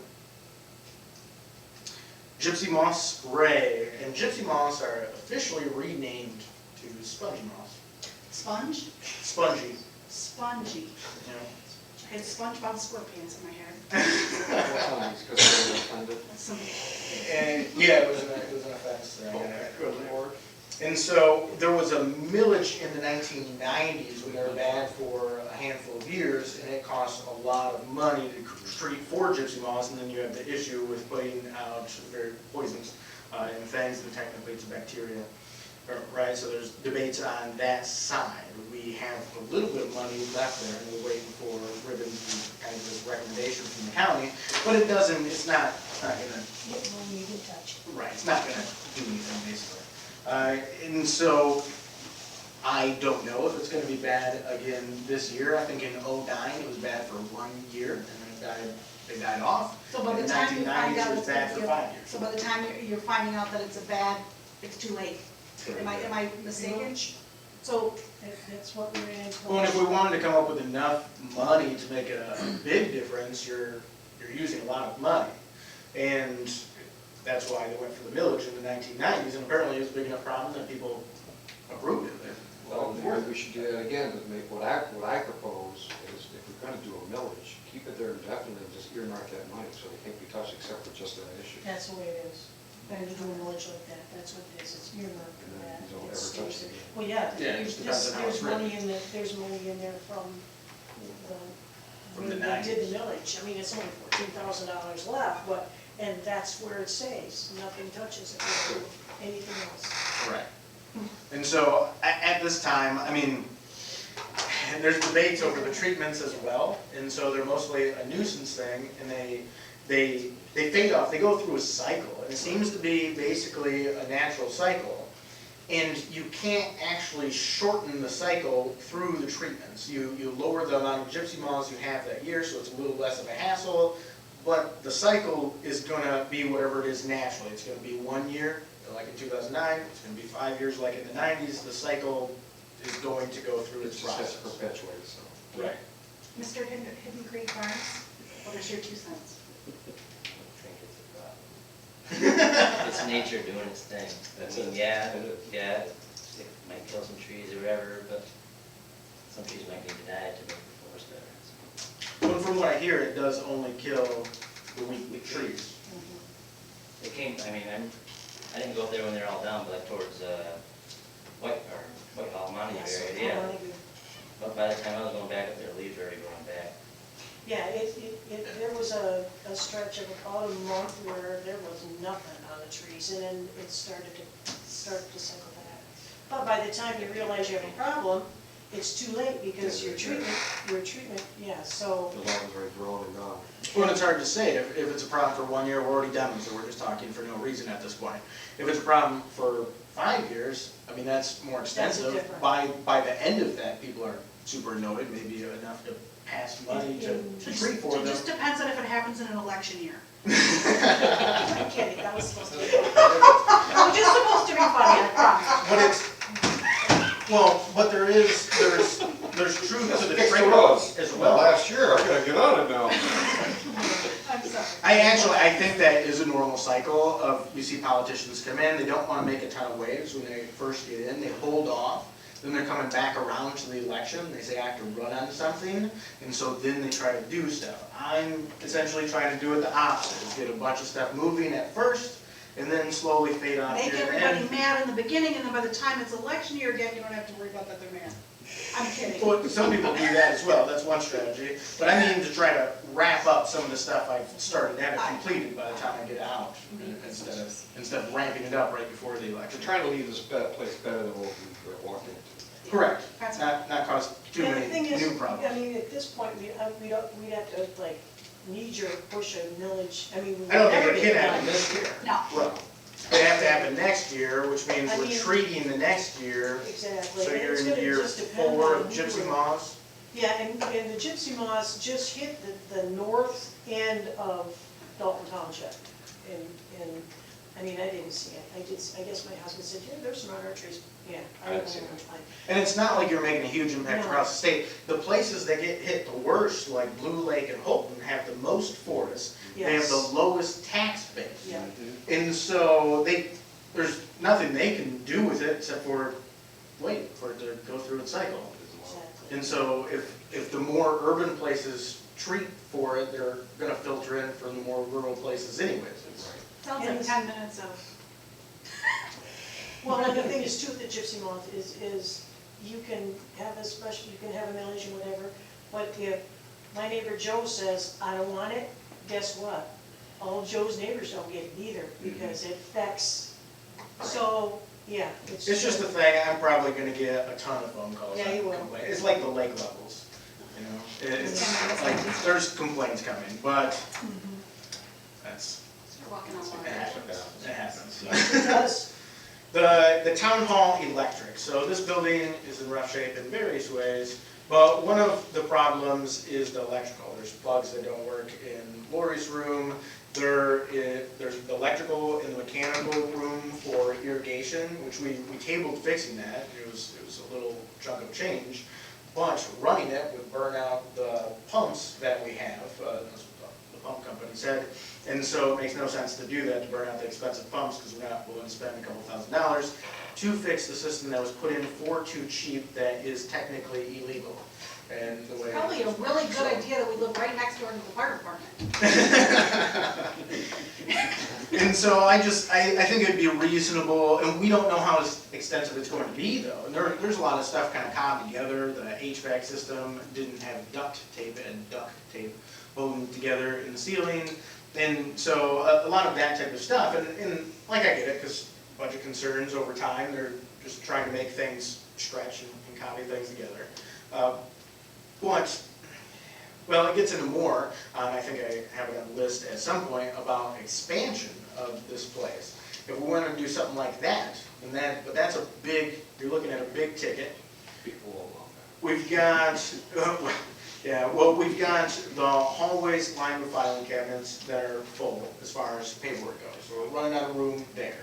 We flooded this room. Now, often this room doesn't get very full, right? It's pretty spread out. We flooded it when people have a big issue, and so it would be nice to have enough space to hold everyone. But you're looking at a huge bill to do that. And so you kind of got to choose one of two directions to go on that. Do we do these little things like getting an electrician in and saying, hey, fix the electrical as is, fix the non-existent security system, make the audiovisual system better, or do we do something more extensive with expansion? Chief Animal, I'd like to hear your, What? what do you think about this building?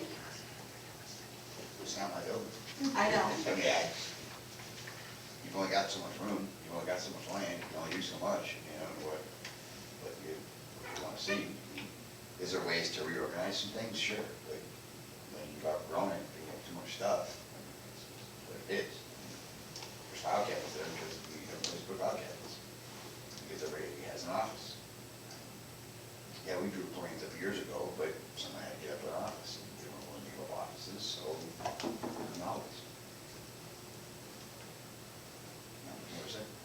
Okay. Yeah, so that's where it is. I'm fine with not expanding the place, and obviously not huge into, the government, I think, has a tendency to let all their buildings fall into really bad shape. And maybe all their stuff overall, fall into really bad shape, and then do some sort of huge extensive project that I think kind of looks cool. And I think the election cycles kind of work with this chain. And I don't like it. I think what should be occurring is a decent level of more consistent maintenance. Right. But with your election cycles, it's hard to hit that over a long period of time. And so we kind of fall into this pattern. I think is why it seems to trend that way in all of the governments that I interact with. So let's talk about the bare bones. So we're talking about the electrical system. Do we have one or more, what's the word, people Like a quote? bid, a quote? No, I haven't brought in an electrician and said, go through everything and tell me I think the last what time you we had think the needs to be done. electrician was what, a year and a half ago? Was it a year ago? Before looking at that irrigation thing, but he was specifically on the mechanical room only. So we had quotes on that. We ended up tabling it. I can't remember what the quotes were offhand. Seems like there might have been a couple of grand. I don't think I was here for those. Maybe. I'm not sure. I don't think It might have been the job transition stuff. And I'm assuming that's not something you can use ARPA money for either. I think we That's what can. we're talking You about. can. That's what we're talking about. That's what it's all about. Well, this is the budget overall, Right. including ARPA. Anything, I wrote it up as a special meeting as finances, so we can discuss anything with mine. So I think we need to look into that. I think it's reasonable to fix some of these things. Well, if your electrical is out of date, that's a fire hazard. So I think there's that, and then there was the electrical that was put in wrong on purpose when it was put in. It's not going to get better by itself. Correct. We should at least get some quotes on it so we have Yeah, that makes sense. Sewer maintenance, so, ongoing sewer issues. I sent to a company to look at getting quotes on this, all of the images of the paperwork we have of the sewer system. They went out and drove it, and they think that we might be missing some pictures, so they're not sure how extensive it is. The sewer system along Whitehall Road is new enough, 06, that everyone tells me it will be in fine shape. I think by not following it up, you're falling into a classic government disaster of like, oh no, we didn't know this disaster was coming. And because you weren't looking Why at it. does that happen? See it, it's not there. And so the head of the County Department of Public Works is willing to go out and look at them with me over the summer as just an inspection for us to see how they are. He knows more than me. But I think it would be reasonable to start getting video inspections, and we could just, we don't necessarily have to do the whole thing in 1 year, because we're not looking at a specific problem that we know is out there that we need it done, but we could do some sort of allocation of a part and do so much over so many years, and they can cycle through the That system. makes sense, yeah. This way you get like a routine maintenance, but you go one section at a time. That way we'd at least see a problem coming. Right, when I was an aircraft mechanic, that was one thing we did. We didn't inspect the whole aircraft every time we went into phase. You looked at certain components that they had a certain life expectancy, and those areas where this way it's not always the whole aircraft being looked at. Correct. With a major phase inspection. You would go transmission this, this phase, 2,000 hours later, now we're looking at the engines. 2,000 hours later, now we're looking at the airframe. 2,000 hours after that, now it's drivetrain. So, and it was a constant cycle. Right. How do you eat an elephant? With a lot of people. And The Corridor Improvement Authority is something I inquired into, and this is overall development of the township, like master plan, in that Whitehall Road was supposed to develop into the commercial corridor, M120 was not. But the natural state of things is something like the reverse of that, and for a few different reasons. One is that you can bypass Whitehall Road by going on the highway, and you can't in the other direction going up 120. And then you also have the sewer going in 06 along Whitehall as well. And so what a corridor improvement authority would be, it'd be set up with a TIFA, so Tax Incremental Financing Authority. And so if someone invests in the area, they're increasing the tax base by X amount.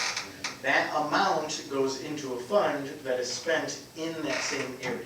So it's something like if a business is willing to invest in development of this area, the amount you're investing and the amount to the extent that's producing taxes, we will invest in this area as well. I inquired with GMED through the county for this and had some talks with them. They were supposed to reach out to some people in the state and get back to me on the potentiality of setting something like that up. That's a couple of months ago, a few months ago, and haven't gotten back with me. And they weren't certain if it'd be a great spot to do that or not. GMAT stands for? I'm not sure. So it's the development part of the county. Do you know? Governmental something. It's one of the renaming projects in the Yeah, last it's one of 2 the- years. You guys remind me of the Army. A lot of stuff got renamed in the last Acronyms. 2 years. It's an, new acronym, we just don't know what it is. Okay. And 2 years ago it was called something else. Okay. The plow truck needs some work done on it, so we'll work on getting that done this year, decently extensive. I think adding a back blade, we looked at some of the stuff last year, but then didn't end up getting decided on. I think putting a back blade on it would speed up the time to a decent extent and help. Of course, it's a decent ticket, about 10 grand. And we've had inquiries, and then the truck will need some sort of extensive work on the manifold and stuff too, so that will not be a small bill. And then we've had some inquiries into parks and cemeteries. We had the cemeteries plowed a couple of times this winter for burials, and people have also asked about other parks being plowed for access over the winter. Now, this winter, because I wanted to make sure our important stuff, like fire and the township, got taken care of. We eliminated the one crossing guard, so we didn't have to plow that anymore. We have the transfer station still on Saturdays, so once a week. And then fire is they're a little bit special on the plowing because they have a tighter tolerance because they can't have very much buildup of snow. Like here over at the township, we just need it taken care of for the day when people are getting here. And the fire has to respond, they can't have ice buildup near the doors. So that's a little tighter tolerance, I want to make sure that got taken care of. And I know like the horse trail people, they collected their own money, they hired someone to plow and took care of it, and that worked out pretty good. I think Troy was out there maybe once, maybe twice, over the winter when he was doing something else and plowed it at those times. Do we want places like Beagle, we have even had an inquiry into Padley on the south side of Westlake being plowed, do we want the cemeteries? I know cemeteries can be scheduled to not have burials so much in the winter, but I wanted to see where you guys were on that. My comment won't be popular, so. No, that's fine. I mean, the way the numbers work out in politics is usually half of the people in the population don't care, the other half split. And then half of them like it, half of them don't. So if we have 2,000 people that hate us and 3,000 that like us, pretty solid. In the middle of the winter, if I'm going to the park, if I want it to be plowed, I have to go somewhere that's plowed.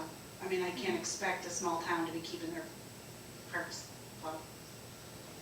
I mean, cemeteries, can't help when someone passes. Well, and But you can it help was when just you because the bury. weather was actually fairly decent. Decent, right? And there That gets can to be be a more point pliable. where, yeah, there gets to be a point where I have to say no, and I do. And they're very much aware of it. I'm more lenient than other cemeteries are. Some of them are like, first snow, you're done, Right. no matter what, so. If we keep up with it at the cemeteries, it ends up being easier. Easier. And yeah, the first time it snowed, I said, hey, just run the truck through one time, will you, just to keep it open? Because actually I was out there doing stuff, so it worked out that way. And really the only one that was an issue was Oakland, and that, and hopefully on next year we'll have it back there, so it'll be okay. Right. I can understand if our parks were being actually utilized at one time, but I don't really ever see anybody at the parks when it's cold out. I mean, county park over here, I barely ever see anyone in that parking lot. It seems like it's a lot less. I don't even know if plowing would increase it that much, because they're not great areas. Like when I go out somewhere in the winter, it's to hike somewhere, and they're not really That's a hiking hiking park. parks. That's, they're gonna go to Yeah, the our dunes parks or something. aren't set up to be used in the winter. There Right, are no so- winter activities. Right, that's a waste of money. Yeah. It's not it's not being used. Why would you put maintenance out there working on it if it's not being used? If there's not a hill and I can't go sledding on it, then why bother? Right. Just add one thing, the back blade is 100% necessary. Who's plowing? I mean, Well, I don't know if it's 100% necessary, I know it- right? I can't say that. I know it We can can make shovel it it off by faster. hand, but, Yeah. right, so we can make the case that to that extent. You're shoveling out. But, I mean, keeping up with it, I think it would have worked out decent, which we can also talk about maintenance people overall. And so, one guy in maintenance over the winter works on most days. But if you have a lot of snow coming down for an extensive period of time, you end up in a weird position. And I don't want Alan in a position where he has to do a bunch of plowing like he will, right? But he's already working a lot. We have our deputy treasurer can fill in plowing. She knows how to plow, so that ends up becoming very helpful, and she did a couple of times this winter. And so that's very useful. And so that becomes very helpful, and that kind of makes that system work. We could add another guy over the winter, and 2 guys over the winter, I think, is, in general, probably a little bit more than what we need.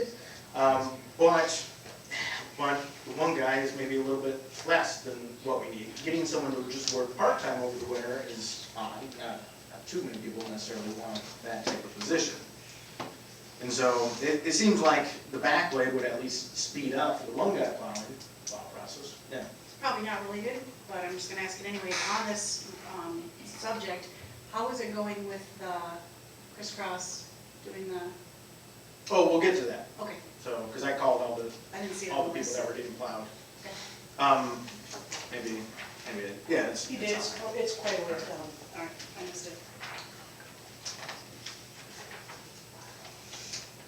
where did we come out on the backlight? How do people feel? Maybe cost? It'd probably be about 10 grand. Oh.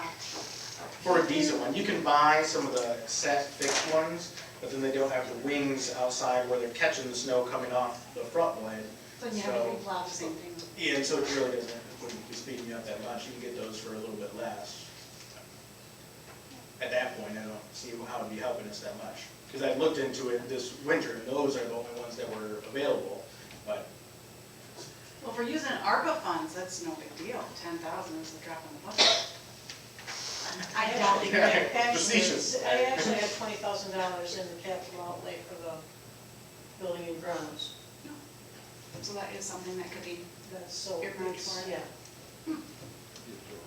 it's good to know. we talked about expanding the office already, so we just moved beyond that one. Replacing the computers, it's just something I think is coming up. We've had a couple of break and go down and have to be serviced, and we had one that had to be replaced, and so it looks like maybe these computers are getting near the end of their life, so it seems like we should be expecting more of them to go down. I have a suggestion. Yeah. Concerned citizens of Dalton Township, does anyone have a computer that maybe possibly you just upgraded in 2022 and you'd like to donate your 2021 to 2020? I don't believe that's, I don't think that's an It's option, not possible. because they have to be Have to be something. They have to meet compatible. certain specs to be in place through. The county second central dispatch and- system. I see, Yeah. so there's a lot more bells and whistles that have to, okay, Yeah. just wondering. It's why they're more, part of why they're more expensive too. Yeah, of course. But Do you we have a cost? have to have a lot more firewalls in place, Right. so yeah.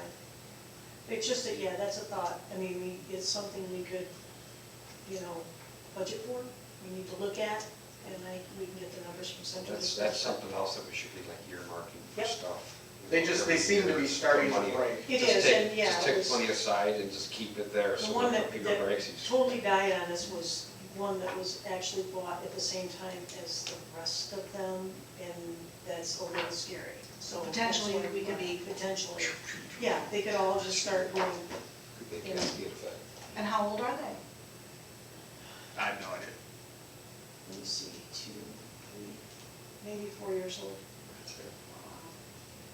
Suppose But these days, get a lot of use. Right. Like our phones.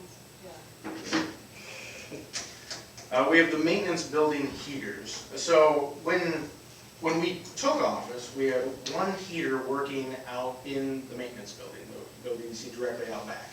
And there's running water out there for bathrooms. The offices, which were really just used for storage, but the offices themselves had one heater system, and the only thing that was missing was the thermostat. So we had that put in, so that started working. The two Modines we had worked on and got them up and going, but the guys that had worked on them recommended replacing them. They said they weren't gonna go great for a while. But we kept them going over the winter. Now another one of those has gone down again, so we have the one in the corner working. I mean, it worked over this winter.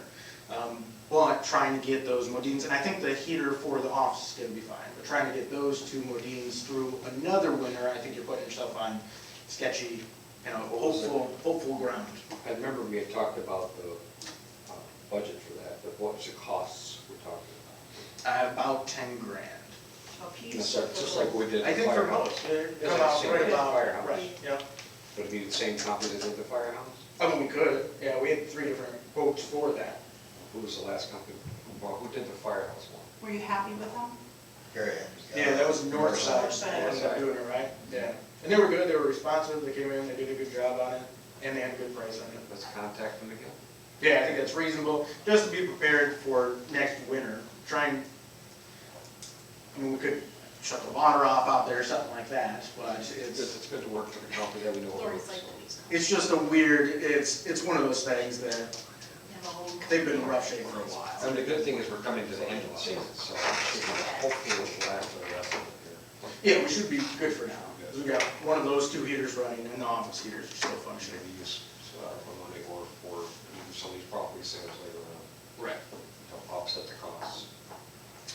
We had, someone, it was a while ago, And I can't remember who, but they were talking about speeding in different areas, and you can get the municipal signs that you put up and they show how fast you're going. I mean, they're not cheap, they're a few $1,000s each, and I'm not sure, I haven't looked at the studies or anything on them to see if people actually slow down and pay attention, if it helps with anything. But I wanted to see how people felt about it. I like to go buy them and see if it matches what's on my speedometer. It doesn't slow me down. That's just me, though. I'm just being honest. Sorry, fire Yeah. department, police. Yeah, I'm not sure that I'm not Conducive convinced to. that they'd be super useful. It's a great idea if somebody was donating one, or they were moving around the county with, maybe, I've heard of different counties doing that, where they move them around. Or you can do like they did in Germany in the 90s, and they just put a camera on a car on the side of the road, and they take your picture, and they just send you your bill in the mail. Right. Well, we could really generate some money around here in Dalton Township, probably just with me. The senior millage funds, you had asked about the snow plowing. So I got the list of the people that had utilized the snow plowing, and I called them all and talked to almost all of them. I had a few people that I left messages with and didn't get a reply on.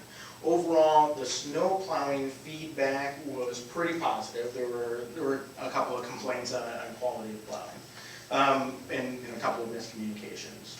But overall, pretty good feedback, and people on that list obviously wanted to continue it, but they would definitely be biased in that direction, of course.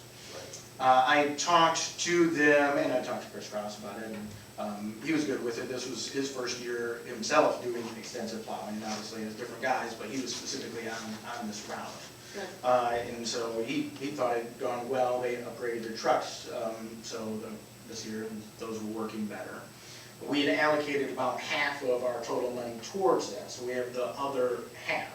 And when I made my calls, I inquired into what people had thought about that, and I specifically inquired into the scamming stuff. I know that there's 2 officers in the county now pursuing senior scamming, and it seems to be huge as far as an industry goes. And I mean, ideally, if we make it less of an attractive industry and job to go into, then people would scam less in the future and go into it less. But I think it'd be reasonable to go that way with like the other half of the money. Obviously, the townships used AgeWell before for like the Meals on Wheels type of stuff. There's different programs that the county has. I wanted to see kind of where people were on this and what you guys thought. Now, did they use the total 15,400 that we allocated to them for the senior plowing? I don't believe so, because I think they did 8 pushes. So they basically filled the list. I think it was probably 18 or 19 people out of the 20 we had allocated. They did 8 pushes in January, 5 in February, so they were up to 13, and we'd allocated like 20 pushes each. So it'll come in less than the total amount we allocated there. So because with the 15,400 that we had allocated to the senior plowing, that left 12,686 out of our. Yeah, so I think with the amount of money they didn't use, it'll probably go right about half. Yeah, so that's fine. I just wanted to make sure that we get those numbers because we need to report that real quick here. Chris is supposed to be sending us an invoice. Yeah, because we need to report that real quick here. I talked to him about that. Did you? Okay, okay. And I think helping with the senior scan is a great thing because it is huge right now. Huge. And I'm getting this calls, so there you go. That tells you I'm the senior. But I'm not, give them. It was amazing how many people on the list answered their phone. And so, and were friendly and didn't question that I was the supervisor of Dalton Township. So you didn't see how they would get scammed. So, because I don't answer my phone at all. If someone leaves a message or leaves a text, and then I get back to them, but I certainly wouldn't answer it if I don't know who's coming through. But they don't have the same filter. They're used to where you had house phones and you answered the phone. You trust. I remember you used to run and try to catch the phone, and so they're still in that mentality, so that I think that's part of it.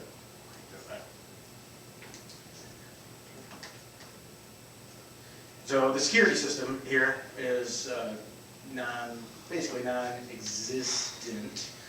We switched out the main locks for the doors, you know, as you guys know. I think it's reasonable, and I got a couple little cameras on the public doors, just in case, so we know who's coming in, especially if they're coming in at some unknown time. And now they all know. I think it's reasonable to have, I'm just but you know, I'm not a security guy. And I think it'd be reasonable that in the public areas, to have some cameras, depending on, you know, what could happen. But I wanted to see where. I think we should, so, because the crime is on the rise. And if people come in, they're sometimes angry. Well, They do, and I mean, it's tense. I mean, it's government, it's made for conflict, potential way to resolve conflict. But it's like, it's costs, it's always gonna come down to costs. How much is it gonna cost, what are we looking at? Would the people be okay with it? Here's on the other side, on the conservative side of it, do we get a security system after someone breaks in and takes a bunch of information? Right. Or there's an incident? Or do we get the security system before something happens? Well, that's my thinking. It's like, I mean, at my house, like, so I have a video camera Same. that I never look at the recordings of. We do all the time. Okay. Same. But if something happened, then I have a recording Right. that I can access that's saved in the cloud, and hopefully I have someone's face on there. But until the incident happens, I can't believe I that don't- we don't. I am honestly appalled that there's not one here, especially after the year we've had.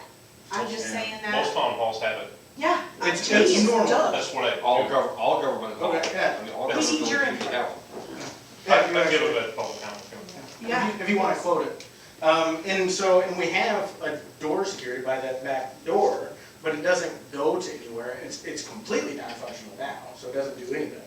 But then even when it was functional, it was just internal, correct, Lori? Like it didn't actually signal anything. Signaling out. No, so somebody were to go off, they would call. It just made noise. And they would sound like, So is that useful? No, I think we should get a pit bull. I'm not. He's about this big and you'll get him. I would be My scared of creature. All right, so we'll look at some of that Yeah, stuff. I definitely think we need to have a security system. I can't even believe there's not one here. That's just my 2 cents. Can't believe that. Municode is a system a lot of municipalities use to put up things like ordinances, stuff like that. Our website is obviously not great. A major redo on the website would obviously cost a decent amount of money. I think this would be a good way, especially with ordinances going through, to keep the most updated ordinances fully publicly available. And on this, I looked at the self-publishing option and compared the prices, and the full service one, if we did the same number of ordinance changes that we did over last year in the future, which we did a lot. You know, we put a lot through the planning commission, and we probably will continue to. But it might never be that high over the 4 years. It comes to a couple $100 less per year. Plus the self-publishing option as an onboarding thing, you pay an extra $1,000 in the first year that you don't in the full service. Now, Municode has been bought out by Civics Plus, so some of their stuff might be changing, which might be why when I inquired into what their quote would be for a full website redo, Municode never got back to me. Because they both have that department, so I don't know if they're merging those departments, deleting one of the departments, something like that. But these other systems, they seem to be just rolling forward with as normal. And then the way I price this out, so we have the general ordinances, the zoning ordinances, both on there, both professionally done, which means we don't have to pay the lawyer, the township lawyer, to codify these, because that's done through Municode. And then we could also put up minutes and board packets and those types of things on there as well. I heard less money to lawyers is what I heard and all that, and I'm absolutely And for if that. they're merging with Civics Plus, that's their big thing, is meeting minutes and board packets and, yeah, so that's actually a big. And I talked to Steve about zoning too, because I'm putting up the full board packets with the reference packet, the way they adjusted now. And we aren't putting up the full, like, planning commission packets. We put up some information, the normal information that a government would put up, but we could start putting up those full packets. Our website is just not well designed for it now. That's an old website, I mean, that is. We spent 2 days trying to get these packets on These the packets up, website. and the website has to be at least 6, 7 years old. And that's just not, it's not, Not working well. it's not, it's not even non-user friendly, it's just not friendly at all. Because we want to put more on the website and it's just not capable, and we should be able to. So, yeah. Well, it sounds like what you'd save in lawyer fees and potential issues. That's a drop in the bucket. And the usability, when I've wanted to look up laws in different municipalities around the country, a lot of them have had Municode, and I've used it. It seems to work pretty good. I'd like to hear more about that as we find out. Yeah, well, in previous packets, I've included their full information packets in the board packet. Once they were weird because all the different stuff that they list for prices. So what I ended up doing is getting on the phone with them and saying, what do I actually Break this down for me. need? Yeah, I need, and so I did the full breakdown on the different systems instead of just their smorgasbord of things you can possibly select. The streetlight districts are one of these messy special assessment things. So there were a number of special assessments for different areas with streetlights. Those have seemed to fade off over the years. And They're all done. and right now, the general fund is picking up, and it's gonna be a little under $30,000 About 30 grand. for all of the streetlight districts. If we wanted to, because of the way the special assessments faded off, we could restart the special assessment districts for each of these and ramp them back up. It would be a disaster and a mess. Or we could say that streetlights are a thing that should come out of the general fund, which is essentially the situation we're in right now. 1, 2, 3, 4. Right now, the streetlights are done. This year was the last year we could assess on the street, the existing streetlight district we had. So now, basically, we have no special assessments for streetlights. So, at this point, really, they're either we ramp them back up, or we try to do the special assessments again, or we put them out of the general fund, out of the public safety, which is where they were at one point I think that's years what ago. it should be. And I think it's a reasonable expense. And I've already talked to the auditor, and I'm ready to go. I mean, basically, I have the GL number in public safety, I just need to zero out. We have one more year where we have streetlights as a separate fund, and ending on March 31st, it's done, and it goes into the general fund, and and it's just part of public safety. That's where it should be, I think. Public safety. Yeah, I mean, the other way to go would be to do some sort of millage on it, but I don't think a huge expansion of the system would make sense, so I think it's kind of weird to go for a millage on it as well. I like the theory of millages, that people are choosing their own taxes, which I really like. I disagree with a lot of the millages, but nevertheless, the people choosing seems reasonable on the taxes. And then right now, the general fund is, I'm transferring money out of the general fund right now into the streetlight fund to pay Just to it. keep it running. Yeah, it's one of our, So we're already doing it. correct. Yeah, So so what's just, the question? Do we want to ramp back up special assessment districts for streetlights? No. Yeah, I'm on the no answer. So, special assessment. Listen, Listen, now, if, something in the future were to come up, let's say we have mass expansion, and we need to put more streetlights, then we might have to look at that. And I think, in that case, I think going for a millage, if there was some sort of movement for a large expansion. Right, that's what I did, I put it in the millage, you get it on vote. and potentially, right now, as the older streetlights are going out, they're replacing them with LEDs, so our costs The costs are going down. are because- going down, and potentially, I'm hoping within the next couple of years, they'll have all LEDs and the cost will be down That's a good- substantially. So, yeah, at this point, I think we should. Next. The fire millage we have talked about, we will continue to talk about. I calculated this out, and this number is close. There's a $3,000 difference that I could resolve in the numbers, but a .85 millage would be $200,000 for operating for fire. And so it depends exactly how we want to structure that personnel-wise. But that seems like it might end up with 3 people on rotating shifts and a decent amount to cover what we need.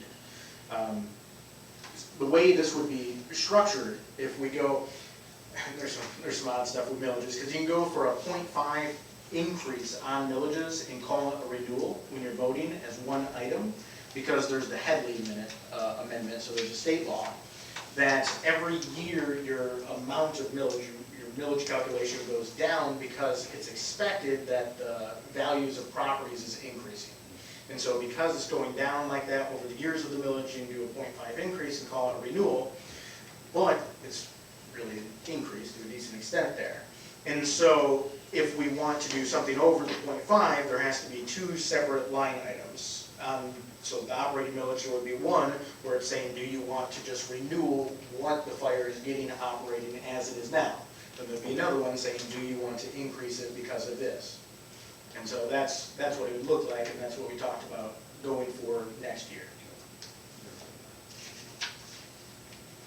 Do you guys think that's a reasonable amount, too high of a millage, too low of a millage? I think it's sufficient. And it's less than a mill. I wanted to keep it less than a mill, Right, I mean, again, I think that's fair. and the numbers worked out for it. We have the potential of becoming a charter township, which allows you to increase various millage rates. It changes the structure of things a little bit. I don't particularly think it's worthy of pursuit. The only reason I think it would make sense, most places, the reason they pursue it is because they're next to a city that is annexing land from them and eating land into them. And that allows you to make it harder for the city to do that. Technically, they didn't get around it, but almost no one pursues that. And we don't have that problem. And then the only other reason that I think it would make sense if you're going to increase the mills like that is to add a township police department. And so, which is, I mean, that's a big thing to bite off and go for. And unless we're doing that, I don't see the reason to pursue becoming a charter township. That there's nothing else with the chart that they promote with a charter township. I remember when I was growing up. There's a bunch with the charter township. They have their own set of laws. Right, there it is, because I remember that, when I grew up in Macomb County, I lived in Mount Clemens, and then it became Clinton Township, which then became the charter township. Yep. Clinton Township. So I know there's more to it than what we're seeing right here. Correct. What else are we missing? They have their own set of laws. It'd be similar, it's different obviously, but it'd be similar to us becoming a city. You're changing your structure, changing laws that you're operating under. And so, I mean, a bunch of the Your MCLs taxing differently. base is different. I mean, Charter Township has the ability to tax half a mill to increase taxes half a mill without even doing a vote. I think it's more than that. But it does change It's that. half a mill higher than they have existing. So, but in a charter township, they do. You have different laws, but you are scrutinized very, very much more by the state of Michigan because you have more discretionary spending available. You have bigger departments, bigger. So for us, the only reason this is coming up is because of the census. Yeah. The only reason it's coming up. Because Why? the governor, the governor's office has to, after every census, send out to any township that has over 2,000 residents, the opportunity to become a charter township. Right. Okay. And it's up to the township to make the determination whether you want to do it or not. And like Jeff explained, really for us, if we were going to add more public works, we were going to do maintenance, we were going to do police department, we were going to expand our fire department, because we're big enough that we need those things, I would say, yeah, go for it. But to do a charter township, it's a huge, huge undertaking. Sounds like you put a targeted. A lot of money, Yeah, A lot it's of- a lot more money involved. a lot more money involved. in I don't paying think, charter I think township. we're just getting into that. Well, we're not, I mean, we're just pushing a $10,000 or 10,000 resident thing, and, Right. you know, usually charter townships are 15,000 or more. Right, that's what I'm saying, we're just getting into it, just scraping the surface, like, just, we're almost out of that next tax bracket before we get really slammed. And, you Right. know, It is something we're like in that, it, we're in an urban, but we're also in a rural. So we've got a combination of both, so we don't really have the population that To- most charter To townships back have. it up, Yep. which makes sense, yeah. Sounds like a no-go. Especially. Not yet, it's a not right now. It's And not, not right it's now. not. I mean, in it's- 10 years, who knows? Right, 10 years, 15 years, I'm pretty sure we might be a city by then, Yeah. 20 years. Like we're Walmart now. This is the extra, this would be the increase in the millage. Yep.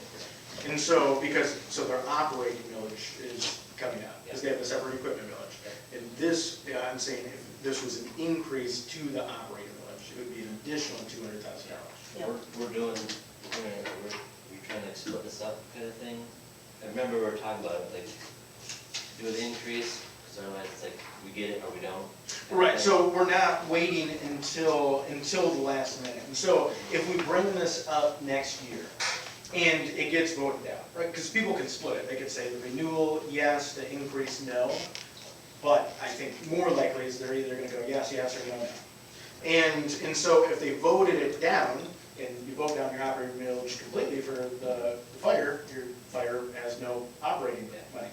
And so, but if it got voted down next year, because we're going for the increase, we could still go for just the renewal again after that, In 2024, when it is due. because we haven't done it at the last minute. Yes. I was just trying to be, stay A little bit proactive. more, yeah, proactive. Right. Their chairs are padded and ours aren't. That's true, that's true. Yeah, that's right. I'm still Well, I mean, we're growing. Tell me about it. Not right. You guys got padded chairs and we don't. I would really, I mean, yeah, if we were doing something, I'd really like to turn this room into standing up. It works so much better for my spine. Yeah, listen to these. But it's All those in favor say aye. Personal issue. No. Just got voted down. I thought about it as a whole before, so just I would stand, but, bike trail. So the bike trail was funded by Fred Meyer, right, is one of his charitable things. When he died, this bike trail was halfway through its project. As soon as he died, the kids cut off funding to those projects. And so the project got half of the funding that it was fully slated for. Now, a decent amount of that money is still in those accounts, and the plan is to repave the trail in 2029. And there's a committee for this, with us, Muskegon, Charter, Fruitland, Laketon, and North Muskegon, correct? And if we use those funds for ongoing repairs until 2029, there might not be very much money left for the repaving that's supposed to occur in 2029. We have a friends group that's pushing pretty hard for that. We have a bunch of paperwork, because I've one box of files in 2 3-ring binders on the bike trail, and there's more out back in the one storage room that leaked, and some things are damaged out there. But we have a bunch of information in with the North Muskegon lawyer who's supposed to be getting back to us. Now, he's had all the information for like a handful of months and still has now offered us an opinion on exactly what our legal obligations and abilities are. But from what I can tell, the township is probably gonna end up paying for ongoing maintenance for our portion, and that amount of money is gonna be preserved for the repaving in 2029. Now, there was one bump where a woman apparently ran into the bump, and I know Lee has skated by it and fell over, which, I mean, from my perspective, being on a bike trail, you know, you have the hazard of falling over. So it occurs. But it was a bump that a root was pushing up, and I had delayed it to get this opinion back, but by the time it's getting into late fall, then you're looking at not getting it taken care of over the winter, and then not into the spring, and then sometime into the summer. And so I had a company cut it out and replace it for $1,000, this one patch. And it looks like we'll probably be able to have some of the maintenance guys go and do some of the cold patching on some of the cracks along the edges that are developing and try to extend that life. And I think that's basically where that is we're probably, I mean, the lawyer could get back to us with a different opinion, but I wouldn't expect it. You touched on this quickly, but how many maintenance people do we have currently? That's a good point to bring it up. So right now, we just added another one, Chris, which had worked a little bit last fall, and then we have Troy. So Troy's the full-time.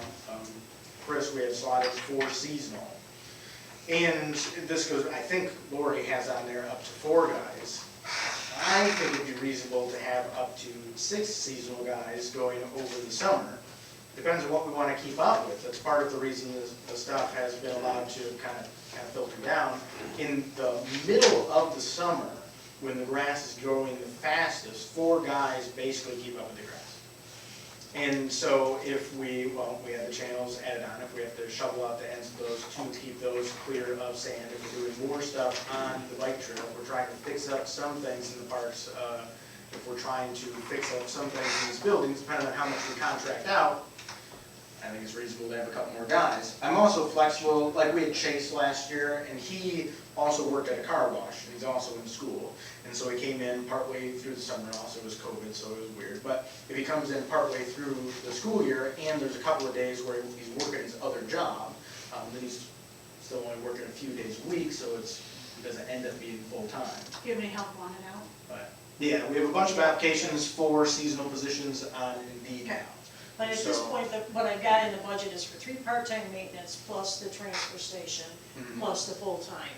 So if you want me to change that, you need to let me know so I can get that, so we're ready to, so we, get these things back Well, I up. think this year we've proven to have a couple more people on hand because of all these little projects we are undertaking right now.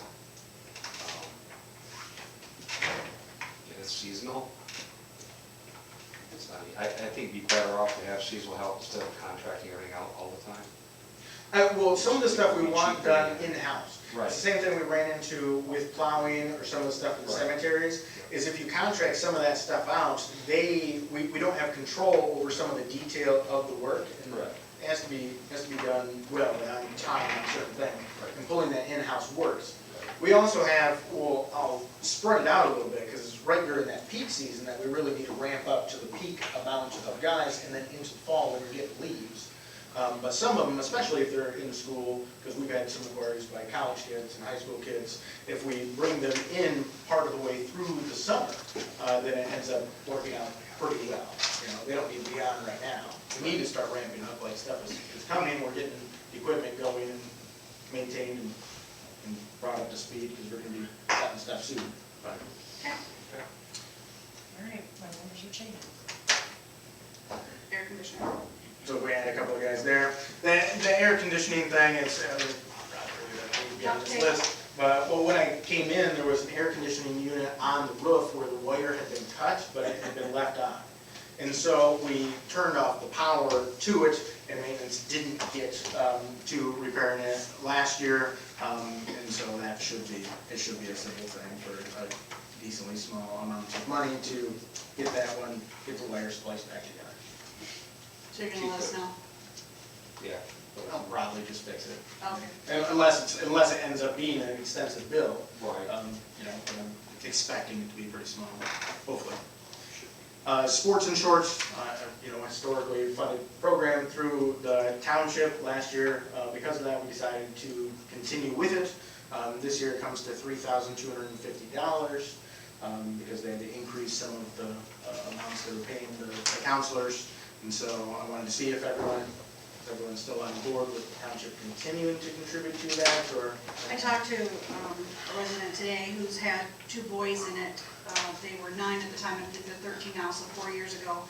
And she said she was very uncomfortable because there were 2 counselors and there were 30 kids. And she said, and they were 8 and 9-year-olds. Her 2 were at least, I don't know how the other children were, but she said, and if there's water right there, I don't care how you tell a child, especially boys, I think I love them. She said she was uncomfortable because there was such a few amount of adults. Okay. So but that's just one person, so I haven't talked to many people. Right.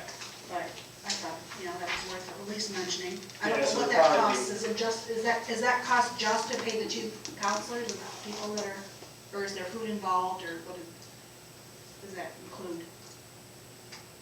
I tried looking it up online, I couldn't find much. I'm not sure if they get funding from other sources as well or not. They do, we aren't the only ones. I It's- thought so. yep. He came in and talked to us last year, didn't he? Yeah.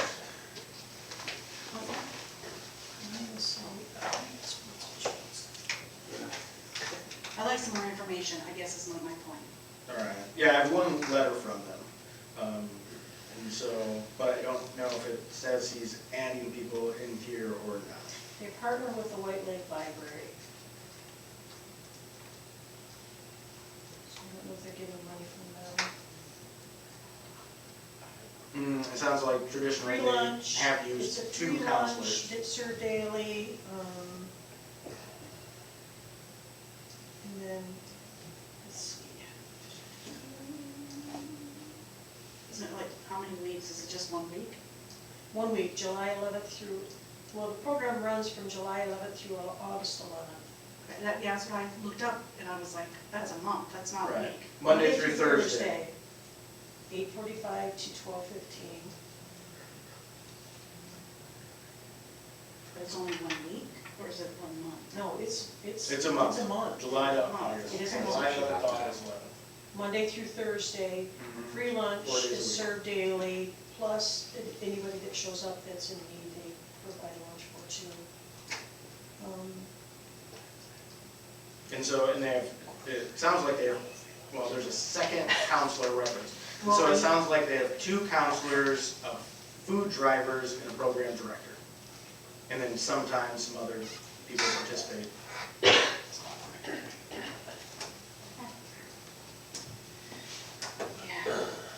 All right, well, that gets to the end of that list. I have some things marked, well, if we're adding 2 people to the Yep. numbers. That's gonna change my numbers. You know, that'll change the numbers there. I have various things marked where I think numbers should probably be adjusted.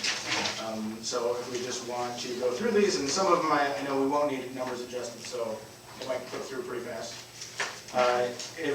So underestimated revenues, I think the zoning and variance fees, that, like, we budgeted low and then end up being decently high.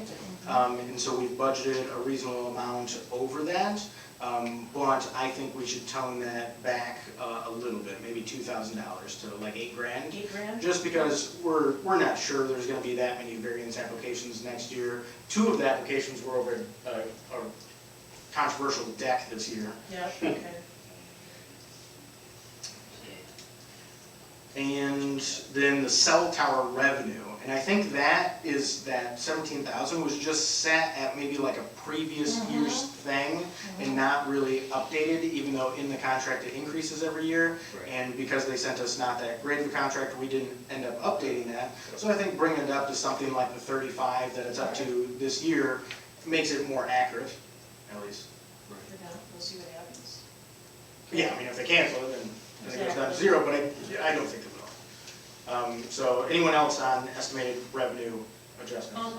I will bring to your attention, because you didn't show my notes, but the building department, the charges that we're charging for the building department, we were charging $850 this year, and I increased it to $1,000 for next year, because we are using our administrative assistants quite a bit to help the building department, so, and that's for their charges for office and utilities, supplies and equipment, and then using 2 township employees. Right. All right, next we have appropriations for trustees, and that's just set at the same. Yep. If you guys want to do any extensive education or miscellaneous activities. Let me know, make adjustments. The nice thing, and I don't know if a lot of people realize it, but a budget is not set in stone. It's fluid, it moves with, if we don't have the money coming in, we certainly aren't gonna have the money going out. Right. Vice versa, if we had more money coming in, then we'd be able to do more in different areas, so. Yeah, these are just what we think we're gonna do, not necessarily what is actually gonna happen. Other guesses, yeah. estimates. hypothesis, conjecture. Exactly. Under supervisor, we have a 0 for the deputy supervisor. So we talked about that initially, and I think if we wanted to move at a faster pace on change starting off, that could have potentially been useful, but at this point, I don't think that makes sense to add. My education, we just dropped a little bit because, so I did 1 tax certification, 3 zoning certifications, and it makes the most sense to front load on my term any certifications, and I'll still continue with various educational things, but it makes the most sense to put those on the beginning of the term. So that's why that's coming down. Anything else in supervisor? Administration, we have the repair and maintenance on the Duff Roadhouse. Since we're eliminating that, and in the revenue, we had that down to 0. If we're planning on selling that, then the repair and maintenance. Well, we may have to do, but the thing is, if they're moving out, we may have to do some things to get the house sellable. So that's why I left it there. It's true, it's true. Yeah, big. So I just. It's reasonable. Yeah, so that was my thought process behind that. Now, if you think that that's too much, we can definitely drop that down, but.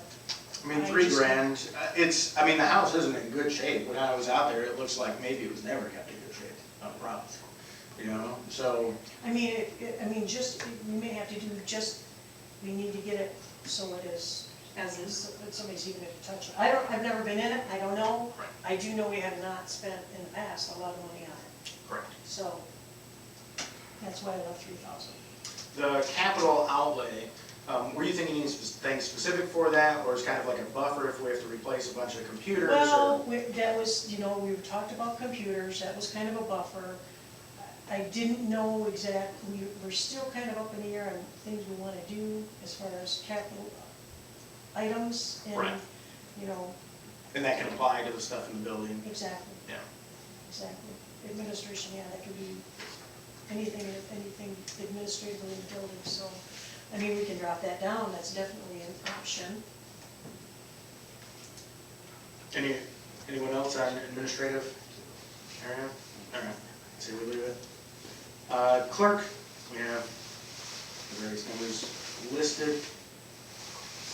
I will say my education is still high. I'm trying to play catch up with my certifications because of COVID. I lost a couple of years, so now I'm trying to catch up with my training, and I also have to go to the cemetery training this year, which I didn't before. So I was actually going to mention the education stuff, and with Lexi being new, I just wanted to make sure enough was there. So if 1,500 is enough, that's fine. well, I'm If it not needs sure, to be honest, because I haven't seen, I'm waiting for because she does have to go to state training for Right. the QDF. I thought it might need to be more. I could pick it up, it probably should be. Because, it's an election year, Yeah. so You're gonna be busy. About $3,000. to say. We can always adjust that. the training, that training is $3,000, the election training? No, but she's gonna be gone for 2 days. Mhm. I can't remember when I went, what the training was, what we have to put up in a hotel. We have to pay our mileage. We have to pay our food. Yeah, so I think we should increase that to what we think it's really gonna be, I think because it's gonna be more. $3,000, I would say then, at least at that point, that's a fair start. Anything else on clerk? I agree, $3,000 good. Other functions, I don't have anything. They're Other gonna, functions? the FICA's gonna change because I'm adding more people, so that'll change, that'll go up, and don't have numbers on that, so I'll have to get those changes in tomorrow and shoot everything out to everybody. Right. Yeah, anything payroll related those numbers will change if we change, so. Board of Review, I think, well, actually, where did the food, was the food $68 total? Has to be more than about for food for the Board of Review for the year. That's it so far, that's what came through. Oh, I should buy a little more food. The Board of Review is like, we have to keep people on that board for the tax exemption board review stuff, and it's a difficulty in a lot of municipalities. And technically, it sounds like it's kind of a disaster. You can combine municipalities to make sure they do a board review people. Luckily, we have 3 people that want to continue to be on it, and now they've added mandatory training through the state every 2 years, so it has become less desirable as well.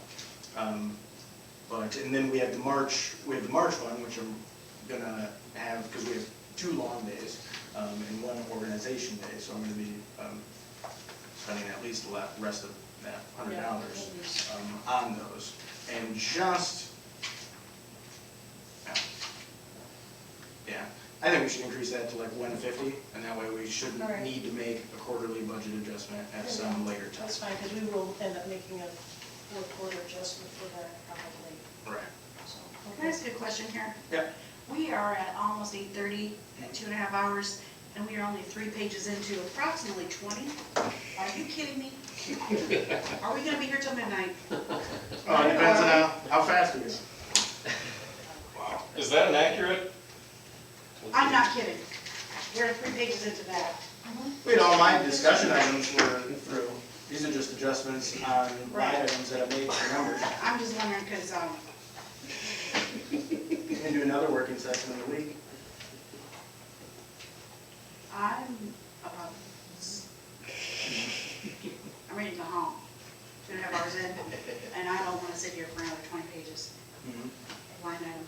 I mean, I can just make up the budget myself as well. I mean, I'm completely fine with that. Like, I'm including less information in the package because you guys don't want it.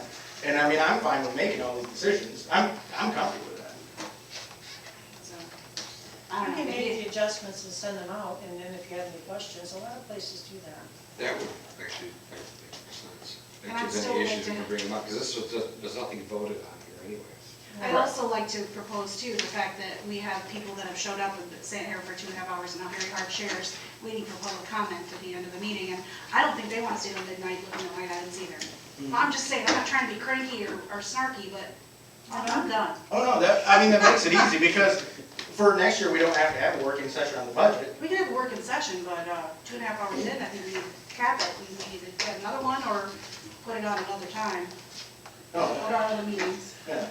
Well, it didn't seem like the board was very interested in having a bunch of working sessions before We either. don't want 5 in 1 month like we have when we first started. We don't appreciate that either, but I'm just saying, 2.5 hours in and we haven't even gotten there yet. Well, I mean, we'd be back up to something like that for March. I mean, we have, right now, we have this working session, we have the regular board meeting, we have the annual meeting of the electors. Right, all of So if you March. want to add in another one, you're up to 4. Or you guys work this out and show Well, up. the thing is too, I mean, the reason for the working session before the annual meeting is, so you don't spend Got 4 your ducks in a hours row. Explaining everything. explaining, as well as explaining to the electors, spending all that time explaining to the board, who I should know anyway. Right. Right. So, I mean, I don't have a problem with going through, working with Jeff and getting getting the numbers in and sending out emails. I mean, I can email these, that's not a problem. And then if you have any questions with what you see, if you see something that you, yeah. I appreciate that, the being open and transparent, that's what it was for. Yeah. But, I'm done. Yeah, Come on, I'm just a soft, cushy chair, and I'm done. centralizing I'm stuff just saying, makes you it want to do smooth. 4 o'clock in the morning, okay, that's fine. Trudeau has been making the hard case for centralizing to smooth things out, so. I'm sorry, I just I talked to the clerk at Royal Oak, and they had a meeting, and it was 1:30 in the morning, no kidding. So work for Congress. That's Royal Oak, it's much bigger. Yeah, it was, Royal Oak, I think, But I would Yeah. like to respect, I really would truthfully like to respect people that have showed up today. Oh, that's reasonable. They've been waiting a while. Well, and I seriously have no problem going through and just making all these decisions. I'm comfortable with that. It's kind of sketchy sometimes when the government operates like that. Right, I appreciate that. well, we do trust you. You've never steered us wrong yet. And if it becomes an issue later on, then we'll address it.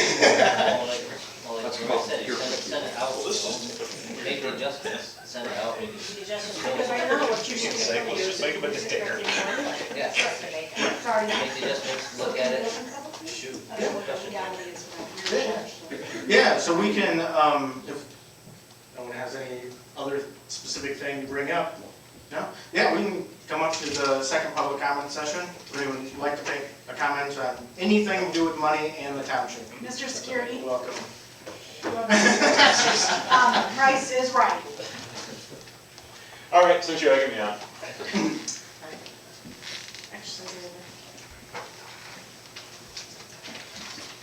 All right, so So, my name is Brian Bokamp. I live at 4360 BD Road. I do want to thank all of you guys for running for office, for being elected, for filling the need that we have for a local government. With that being said, what I've noticed here tonight so far was sort of like a splattering of ideas. Seems like pet projects, we're either for them or we're against them. No real consistency based on principles. So I want to remind you what most of you were elected for. You were elected for freedom, lower taxes, less government. If everything that you're voting on isn't run through that lens, you're off track. The other thing that I would like to remind you of is that when you do promote freedom, you do grow the tax base. I've heard that mentioned several times. When you look at populations in the United States and where they're going, they're leaving California, they're leaving New York, they're heading to the places that embrace freedom. If Dalton embraces freedom, we'll grow. If you guys lower my taxes and give me my own money back, I'll do way more with it than you could ever do with it. I'll make Dalton much better than you can ever dream of making it, because it's my money. That's all I have to say. Thank you. Thank you, Brian. Thank you. Thank you for coming. I'd like to see you more often. My turn. Oh, boy. Tag team. Yeah. Rory Rock, 4383B. I'm gonna make sure I'm saying this right. Was that is it called ARPA funds? Correct. Yeah. Just one suggestion that kind of came to mind as you guys were talking. I know you guys got little pet projects that comes up parks or whatnot, but it sounds like these ARPA funds can be used for a multiple variety of different things. Yep. Why not use those funds towards something in the general fund and then take that money and pay down the debt? That would make a lot more sense to me, because not having debt is a big thing. That's all I got.